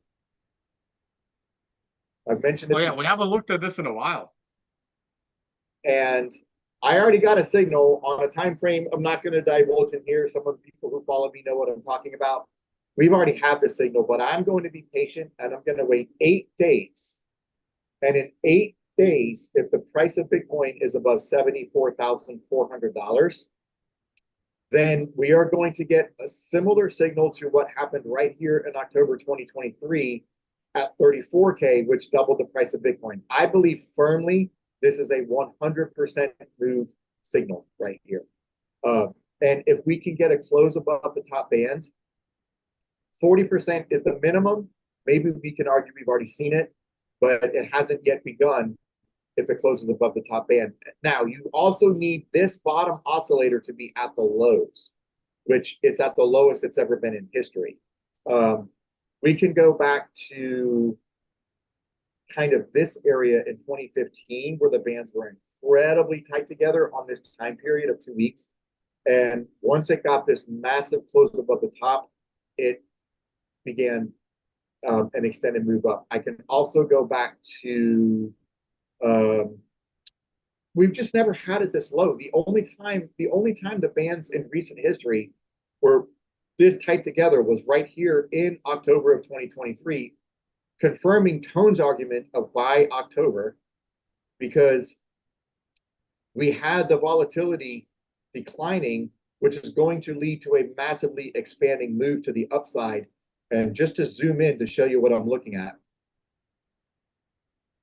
I become mega bull. I'm already pretty much mega bull, but I become dumb bull if this 2-week candle closes above the top band, because at that point we're looking at something similar to this at 35K, or something similar to this in 2020 in October. Here's another thing about October, Tone. October 2023, close above the top band after a compression. We moved from 35K to 75K.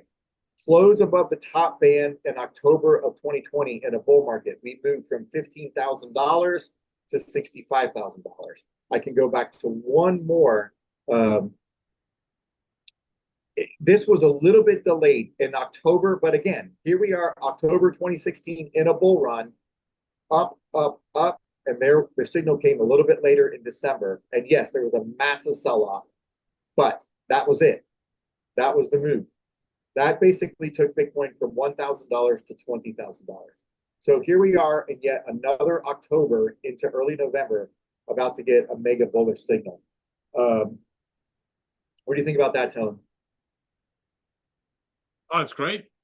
All right, I'm going to just go, I'm going to find the, someone wanted to look at the pi cycle indicator. And, oh, I have something. Yeah, but the pi cycle indicator, I mean, it's such a, so far away. They're only close at tops and it's so far away. Okay. This is one of the most bullish things I've seen. I posted this on my Twitter account. So one of the things that we've seen in the cycles coming off of the prior all-time highs is, of course, we have this big dip and a strong swing up that creates resistance. So and then we get this channel where the price doesn't know what the hell to do as it's rising off the bear markets. And then even once it breaches the all-time high, it takes, I'm on a 3-week chart right now. It takes 3, 6, 9, 12, 15, 18, almost 20 weeks to firmly believe in this move above the all-time high. Going back to the next cycle, we had the high close of 14K and a swing high close of 11K, 12K. And then look, my point is this. Look at what the price has done once it finally picks up this top level of horizontal resistance as support. Basically, we're looking at $1,000 to 20K. In the next cycle, let me see, do I have it? I don't have it marked. I don't have it marked back here. But the next cycle, once the price reached above $14,000, it went straight ahead. This candle, this current 3-week candle, which ends in 1 day and 4 hours, that's it. Look at what the price is. Look at the price in here. All these candles, not knowing, all these wicks, not knowing what the hell to do in this price range, basically between 65K and 68K, which was the high close, the swing high, and the all-time high. We are now getting a firm and solid second candle closing above the prior all-time high. That's what I've been waiting for. I've been waiting for a minimum of 3 to 4 weeks closing above the prior all-time high. And this suggests to me, Tone, that this next ludicrous phase and stage has just begun. Right? Pretty clear. Yeah, Yeah. agreed.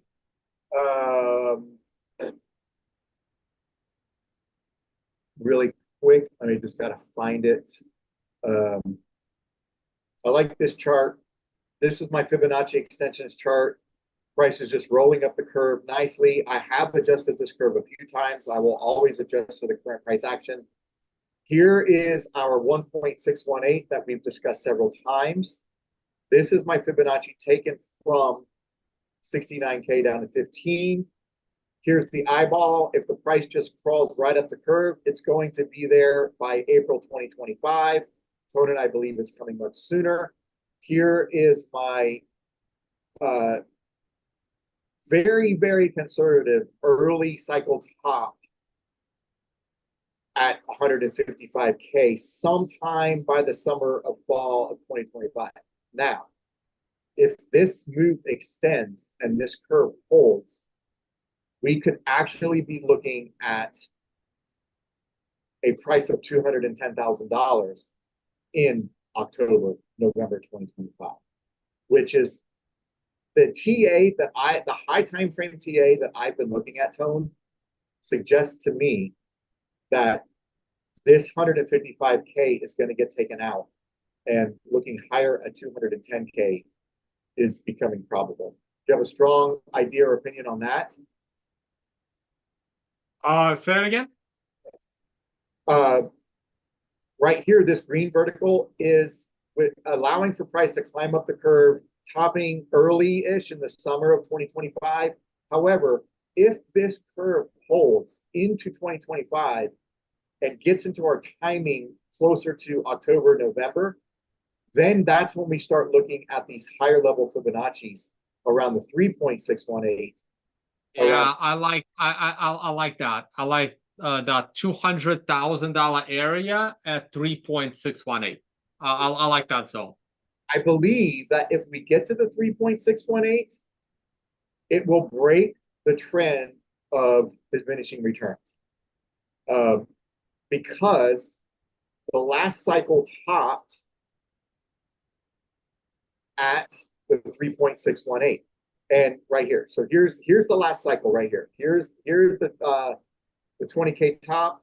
Here's the 3K lows. The 3.618 is right. If we look to the right, that's where the price struggled to get to, and that was the cycle top. So the price has never returned back to the how do I say it? The price has never gone back to the high Fibonacci extension. Okay. So if we see the price rising into the 3.618 again on this cycle, I do believe we have broken diminishing returns. And let's just get really bullish and say, hey, if we can break the 3.618, then why not go higher? Why not go higher into the 4 extensions, which takes price into 240s? All right, real quick, let me try to find my high. Here it is, high cycle top.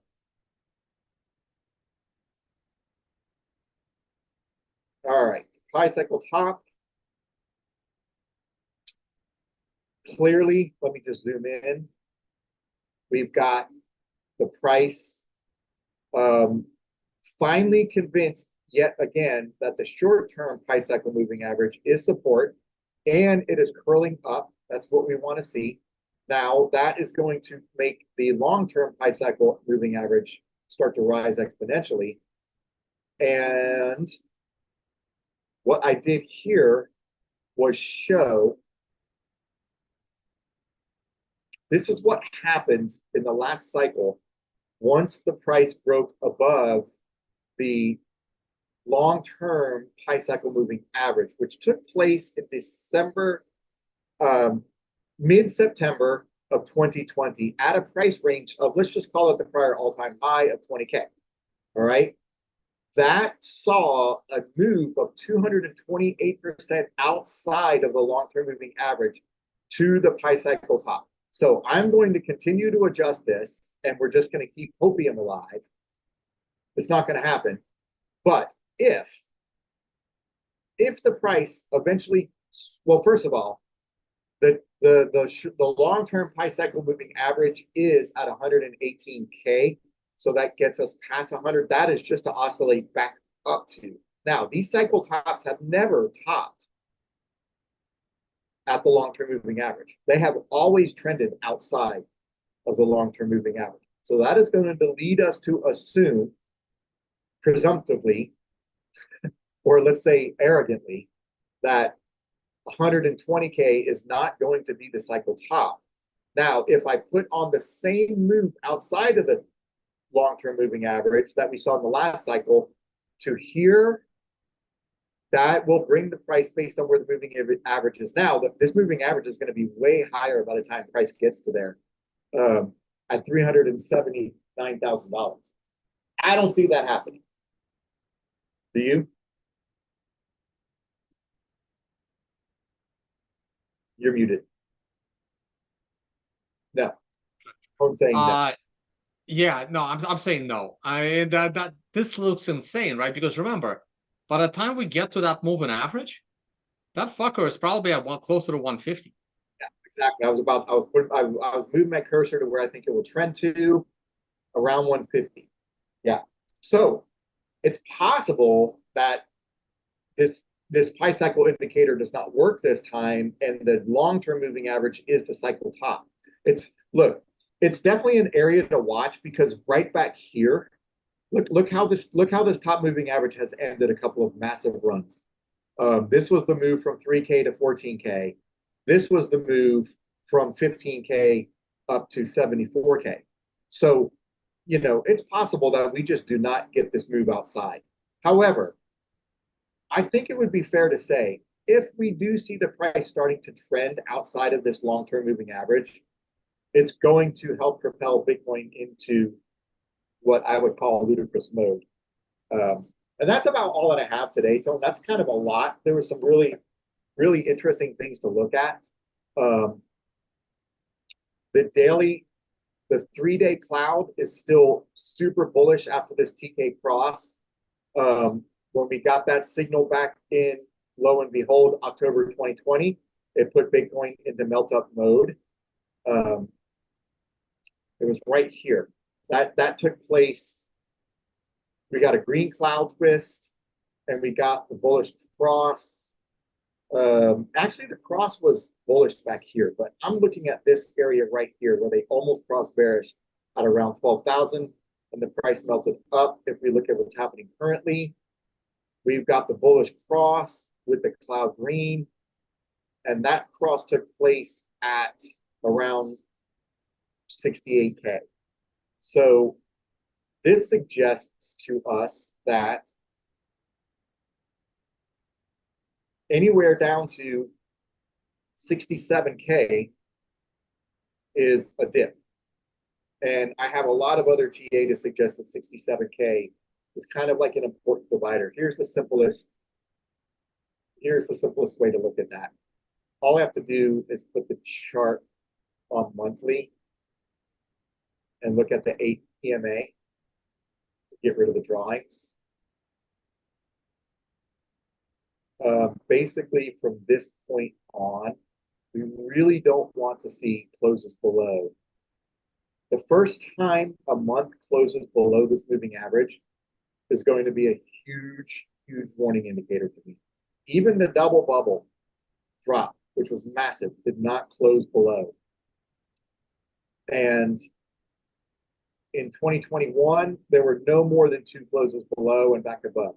So 67K, I always like to leave these streams with an idea of where the lowest risk dips might be, and also where the market might turn to the downside. And currently, I do have that identified as somewhere between 65 and 67K, based on some higher time frame looks. And that's all I have. Are there any questions that you saw that people had specifically? No, not really. I can take over screen share for like 5 minutes and then we'll wrap it up. I got a couple of things I can throw up there. And Tone, I'm sorry, hold on. There was one other thing I wanted to show. okay, Okay, sorry. Am I back on screen share? not yet. Okay. This is BitcoinMagazinePro.com. This is the Bitcoin Investor Tool 2-year multiplier. I just happened to look at this today. If we look, this is an always or never scenario, and I don't like these. However, Bitcoin has always trended to the top of the 2-year multiplier, always. In fact, it goes into ludicrous mode above them, but even the 65K top right here in 2021 made it to the top. Currently, that is sitting at $208,000. So there is one argument we can make that as long as prior cycle trends continue, looking for $200,000 is not unreasonable. And of course, that's a multiplier and it's going to be rising over time. All right. You got it now. All right, so people were asking about the Bitcoin miners. I am going to chart. Wait, I started sharing the wrong screen.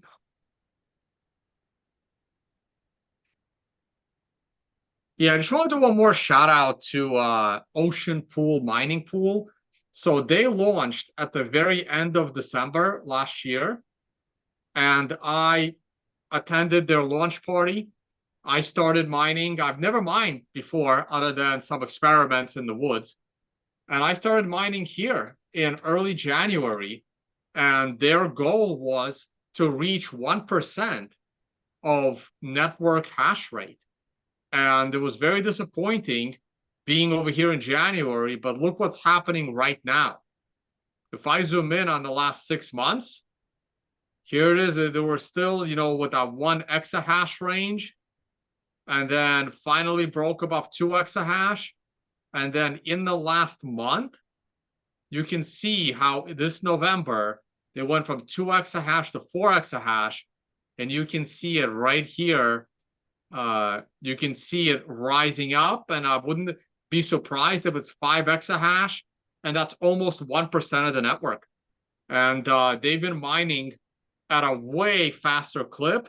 If you go to like mining stats, you can see that in the last 7 days, Ocean Mining Pool is now right there at 1.08%.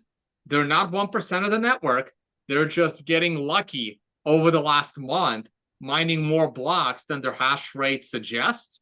And that is bringing a lot more miners onto their pool. You can see it today. Today, I think they mined 3 blocks. And you can see that today it's over 2% of the hash rate. And, chalk it up to luck, chalk it up to whatever. But as Ocean Mining Pool goes up the charts. This is a great time getting mining those extra blocks because the price is high. It's the perfect timing.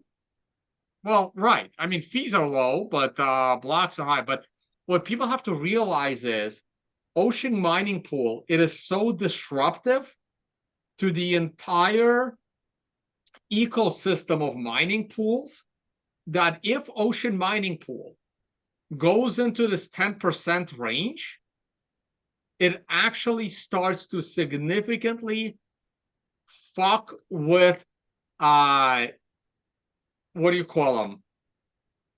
Publicly traded mining companies. It starts to disrupt those companies. It's a little bit of a toss-up for me. You guys know I'm friends with some of the CEOs of big public mining pool companies. And those CEOs, as much as I would love for them to mine with Ocean, they can't mine with Ocean. So as Ocean continues to move up the charts, it actually starts to disrupt the publicly traded miners. And I'm very happy for Ocean. But, oh, wow, I didn't know you can spin this around. Huh. That's kind of cool. Anyway. Heard currently the mining industry, just from mining rewards alone, at the current price of Bitcoin, is pulling in $33.7 million a day. I don't, but that doesn't matter. I like how people like using these numbers. Like I don't know what that means to me, right? There's two things that I care about. Like, is it profitable, right? I'm sure I can pull in $33 million a day if I spend 34 million, right? Like, so I don't know what that means other than, is mining profitable? Now, it is not profitable for me because my electricity cost is not very low. But well, it's profitable over the last few months, but I don't know if I'll ever recoup the cost of the miners. But if you go to their website, right, like right now, it's up here at 4.5 exahash. And if you refresh this,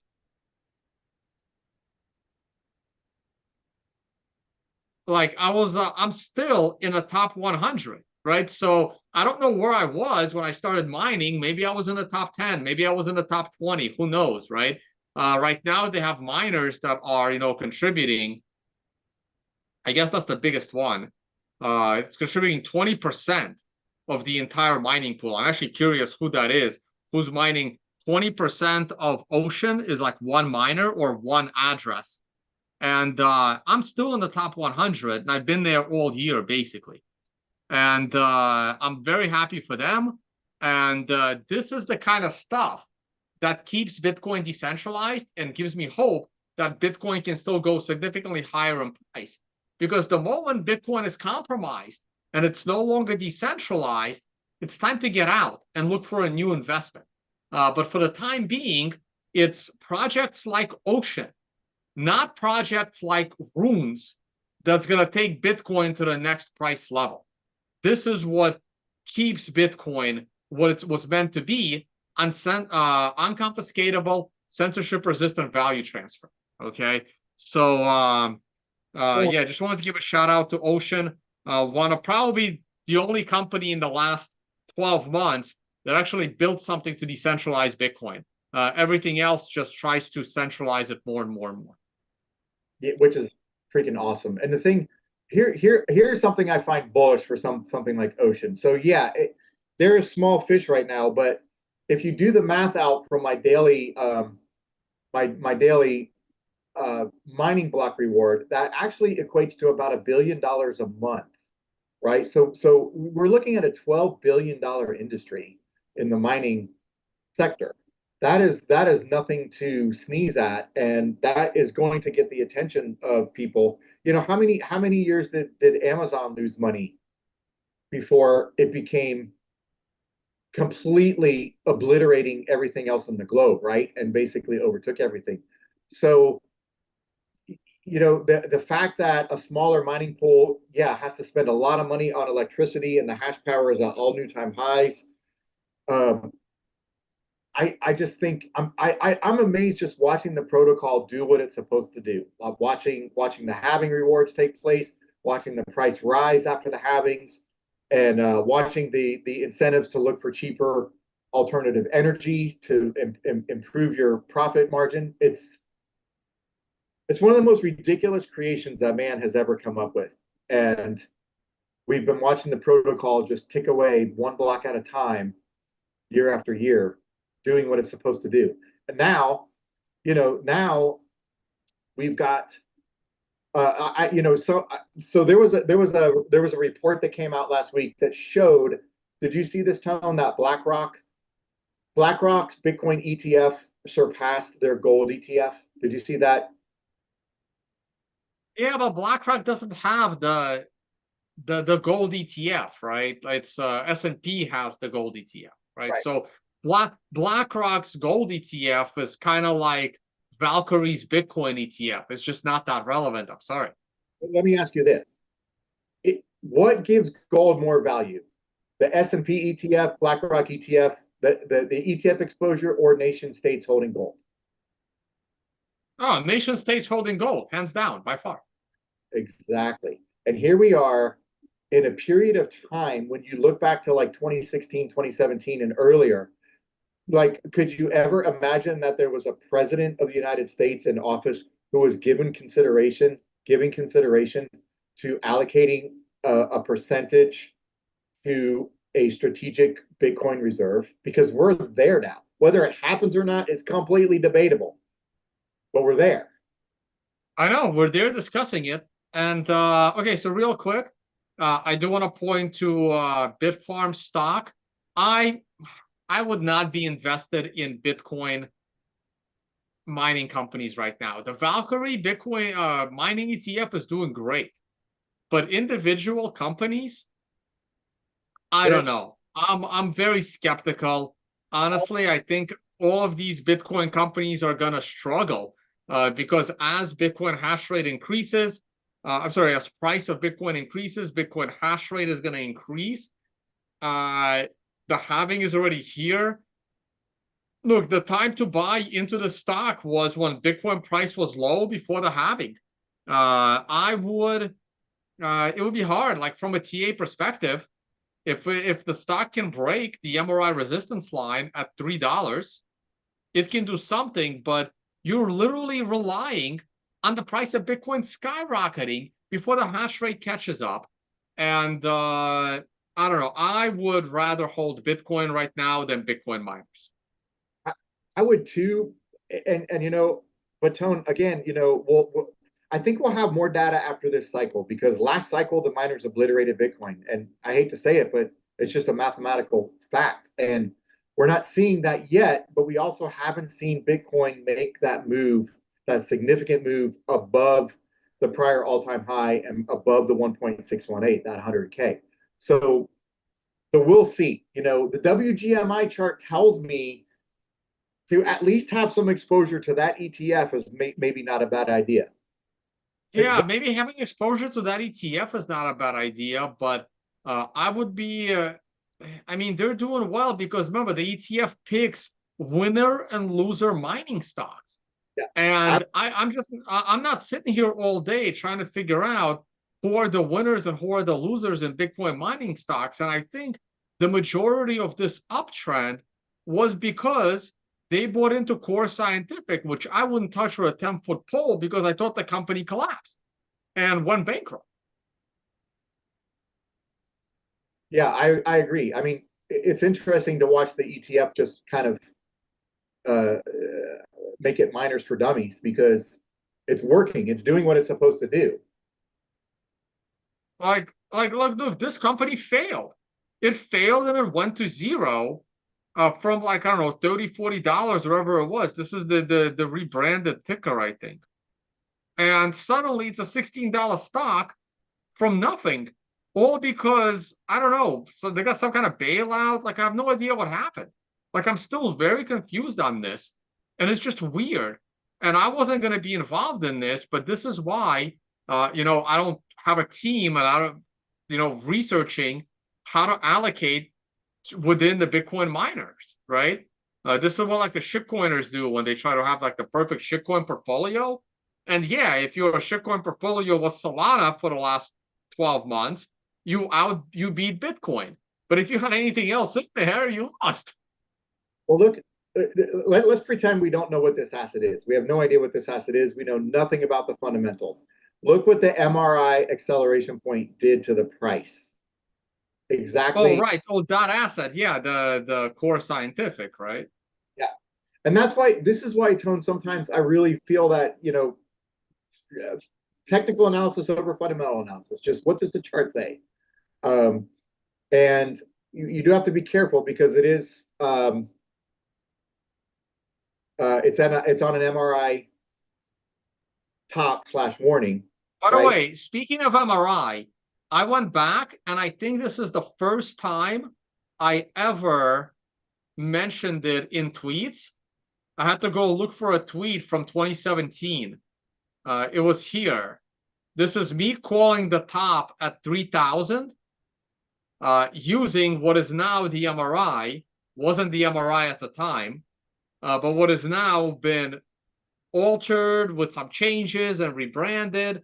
And I even point to how it called the top back in 2013 as well, right there. and it called a bit of a top at the end of 2016 as well. And so this was one of my early tweets. And then right here, this is a few days later where the scandal was going down. So yeah, so there are tweets from back in 2017. And this is the first time I ever looked at an MRI-ish indicator calling my very first top using this indicator back in June of 2017. Well, Tone, you know, we all have to give you so much credit because you taught us, like you taught us this particular system, and then you improved upon it. You know, the MRI, the more I learn about it, the more I realize that the changes that you made are significantly improving upon the original indicator. And it's one of the most useful tools. And I truly do believe that, like, you teaching traders and just interested people through the years that you were traveling around the world teaching this to them has affected the price of Bitcoin. I really believe that. Not in I hope so. not in a negative way. It's just people, you know, you watch the indicator work along with so many other things that we look at, and there's such a greater understanding of technical analysis because of the time that you took out of your life to travel around the world and teach everybody. You know, it's amazing. It's amazing to see that going that far back too, because 2017 is kind of like when I started to really get on to Bitcoin and the whole crypto sector. So I just wish I knew about it earlier in 2017 when the price was at like $300. Oh, whoa, we just dropped. Oh, no, we didn't. Never mind. This is a 50. We did drop, but we talked through it, so it no longer has dropped. Yeah, we're back to 76 and a half-ish area. I don't know. I'm just overall bullish here. And here are my latest ETF stats. I actually spent a bunch this morning because I had another tab here where I was doing the math and then I was copying and pasting. And then I took some time and I just altered all the math here in order for me to just paste in these numbers and everything gets updated. So it's looking good. You know, November is already strong with 19,000 Bitcoin purchased into the ETF so far this month. Are they over a million accrued now? Over a million right there. Wow. Soon BlackRock, IBIT has 786,000. Soon they're gonna have more Bitcoin than Satoshi. No. IBIT has 450,000. Okay. Where is that? Show me where that is. All right, there. Well, so I have only the useful stats, right? This is the number of total Bitcoin in American ETFs. This is the number held by not Grayscale. So this is all the ETFs, not including Grayscale stuff. This 408,000 is how many Bitcoins have been purchased by the ETFs since the launch of the spot ETFs. And this is how much Bitcoin has left custodianship of Grayscale companies, because now they have two ETFs. They used to have only GBTC, but now they have a second one. Yeah, what is that second one? I've been seeing that. What is it called? It's called BTC. Okay. Oh, mini trust. And it's a mini trust. So it has two massive advantages on on the competition, right? So GBTC is the worst of them all because it has the highest fee. You lose 1.5% holding it for a year, or if you hold BlackRock, you're only losing 0.25%. So the fee on Grayscale's old ETF is 6 times higher. So you're paying 6x the fee. Yeah. The fee on their new ETF that they launched is actually the smallest in the market. It's 0.15. When did that launch? When did that launch? A few months ago. Okay. Like 3 months ago. And they're also the lowest priced ETF. So they also have unit bias to attract people who only have, $50 to invest. They can buy 5 shares. But if you only have $50 to invest, you can't buy a share of Fidelity, for example. Yeah.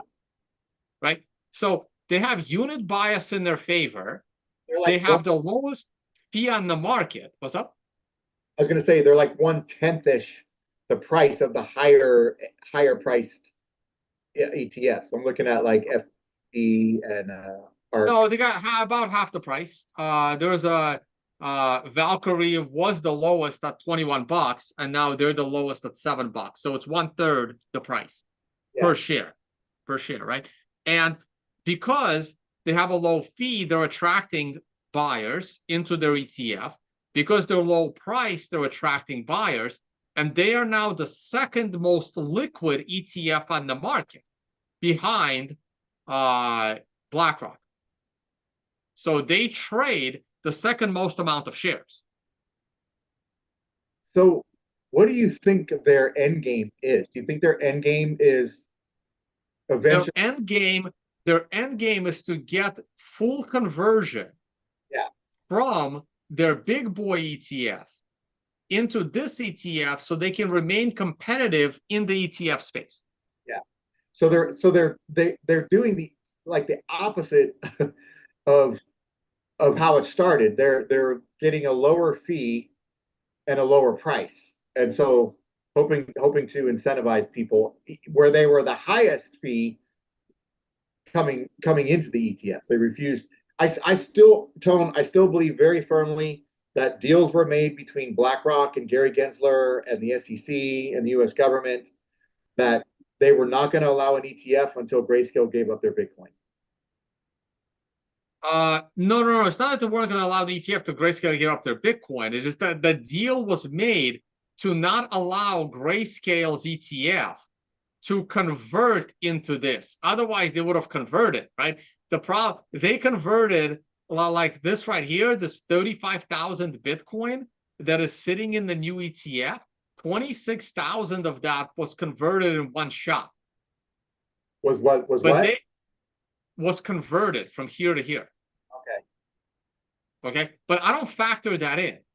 Grayscale has sold 364,000 Bitcoin. That does not, I didn't factor in the fact that there was a 26,000 Bitcoin conversion, right? I treat these in my math together, okay? Because Grayscale can't convert because they face a massive tax penalty. Right. So Ken just asked, Tone, do you know if you can sell GBTC and buy BTC without consequences? No, because because when you sell your GBTC shares, you will take on a tax liability for selling those shares, right? Now, if it's in your retirement account, then you can. But if it's in your normal trading account, the moment you sell it, right, you're going to take on the profit that stock made, and you will have to pay a tax on that at the end of the year. Okay, really quick. Mel said that she had a stiff drink and now wants an ice cream cone. Yeah. Mel, what drink did you have? What did you have, Mel? By the way, this Kentucky Owl, I've been sipping on this through the whole stream. It is so delicious. You know what? I haven't eaten since yesterday, and I got a family dinner tonight where there'll be lots of drinking. So I have done my best to only stare at this tequila bottle and not have any more, because in about 2 hours, and for the following 6 hours, I'm gonna be taking down one entire bottle or something. So I've been good. So, but anyway, to wrap this up, so this is what's happening right now. As people exit GBTC, they take on one of the other ETFs, and most people go into BlackRock, but some people do go into BTC because it does have the lowest fee and it does have the lowest price, so you can buy more shares. Now, having a low price is very useful when options roll in, right? Because again, I'm going to be in in BlackRock, which is a lot more advantageous than Fidelity, because remember, options sell in 100 increments, in increments of 100. So with Fidelity being a $67 asset versus a $43 asset, right? This is 50% more. So I'm going to have 50% less shares. If I'm holding, not 50% less, I'll have 25% less shares if I'm holding Fidelity versus ItBit. And it could be the difference between, you know, selling 10 covered calls versus selling 15 covered calls. There's a difference there, right? So you don't want to get caught in between, you know, it's like, oh, I want to sell 10 options contracts, but I need to be holding 1,000 shares. Well, wouldn't that give a huge advantage to the Grayscale mini trust? Not a huge advantage, but a little bit of an advantage. Yes, but with low prices, the option prices are, you know, not as efficient, right? So there is a happy medium here, right?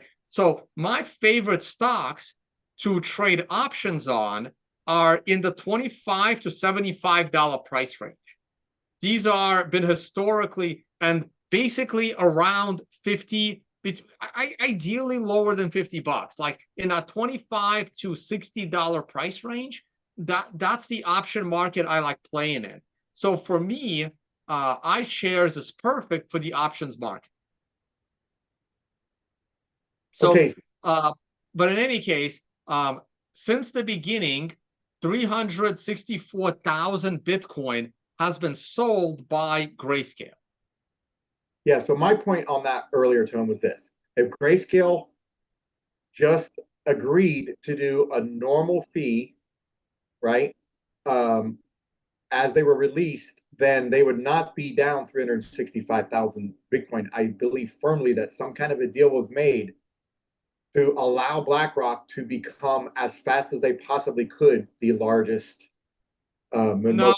No, because I don't think so. I mean, yes, if Grayscale lowered their fee significantly, they would have retained a lot of this Bitcoin. Yeah.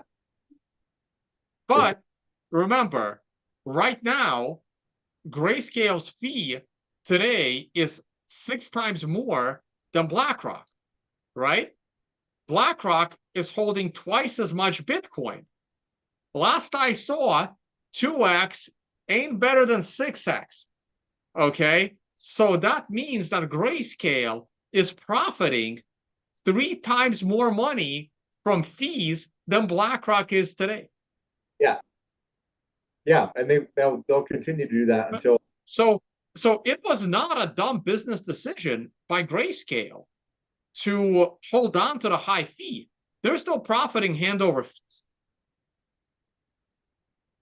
Yeah, I guess I'm just thinking of it more in terms of just giving up so much Bitcoin. Right now, on a long-term time scale, a BlackRock will make more money, right? But in order for that to happen, BlackRock, you know, and Grayscale bleeding has basically stopped. Grayscale did the math, and they said, hey, there's going to be at least 200,000 Bitcoin worth of Bitcoin that people are not willing to sell for tax reasons. And they'll hold on to it for like 5-10 years. And we'll continue to bleed them for 1.5%. It used to be 2%, by the way. They dropped the fee from 2 down to 1.5. And they did the math, and they're still going to be more profitable than BlackRock for at least another year. So that's 2 years of profitability for them over BlackRock, and then it'll probably be another year to break even. So it's a 3-year time horizon, probably before BlackRock, you know, makes more money. Yeah, that's interesting. Yeah. Interesting game theory. All right, well, Yeah. before we wrap up, so getting completely off of this topic and back on the topic of tequila and spirits and whiskey. Perfect. The tequila that you held up, the Tears of Llorona, that is considered one of the most high-end tequilas in the market for a couple of reasons. One is because of how long it's aged, and the second is because of the finishes It has three finishes, if I'm not mistaken, right, Tone? Correct. No, no, they're not finishes. They're not finishes. Aged it. The tequila is this tequila is aged in three different barrels and then blended together. And what are the three finished? What are they finished in? Aged in? Is it Uh, like Scotch sherry? it's Scotch, sherry, and I think bourbon. Yeah, you might be right. Yeah, and it's aged significantly longer than tequila would be, around 7 or 8 years. Well, yeah, it's an extra añejo. I believe it's aged 4 or 5 years, and it's aged in three different barrels and then blended together. Yeah, it's delicious. It's pricey and hard to find, but probably the best tequila I've had. I am not as much of a tequila connoisseur as Tone is. I'm more of a bourbon, Scotch, Irish whiskey fan. But man, that was one freaking delicious tequila. We popped a bottle open in Miami. For Yeah, I found this bad boy for like I think 260. Anytime you find this bottle under 300, consider it a gift. I agree. Like if it's And under it's a liter. That's right. And it's also a liter. So well when you so you do get 33% extra tequila right, exactly. than a normal or 25% extra tequila. My math's off. Than a normal bottle.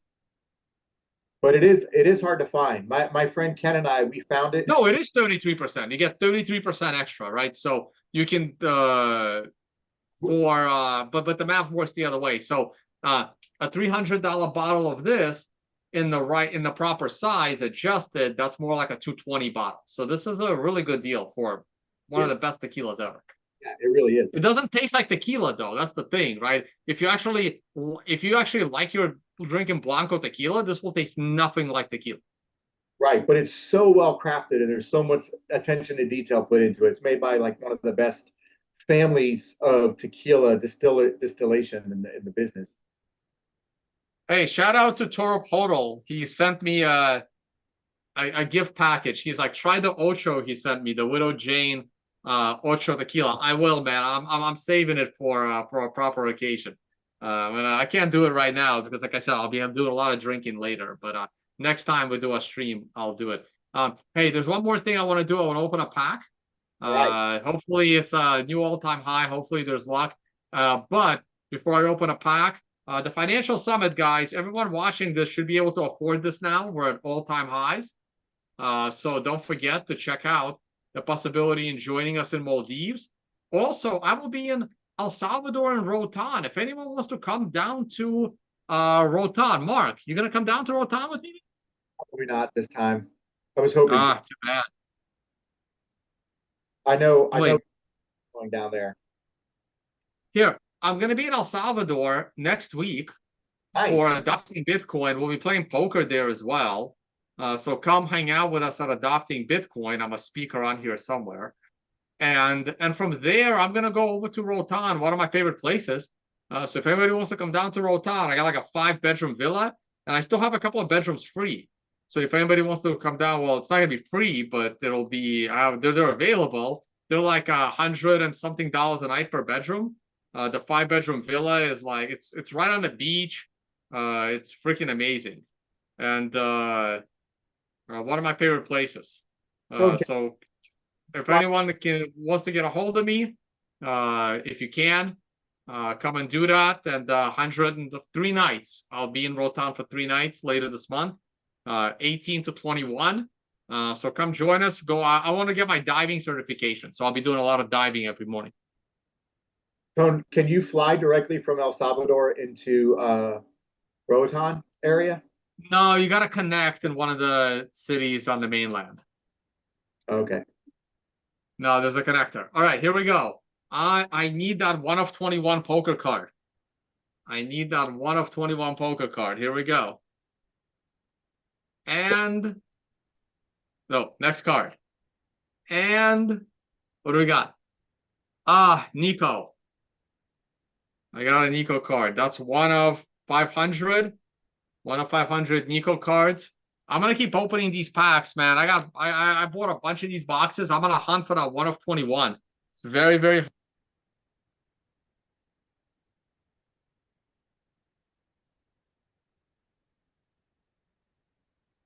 We lost your audio real quick. We lost your audio. Your audio's gone.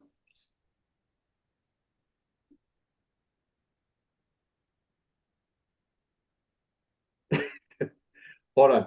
As Tone is trying to figure out audio, did you find Tone? Your audio completely dropped out. Can you hear me? All right. So we are going to wrap it up. We covered as much as we possibly could. I don't think Tone and I could be possibly any more bullish than what we are right now. We enjoyed some delicious whiskey and spirits, and we covered a lot of information. Hopefully, we answered as many questions as we could get to.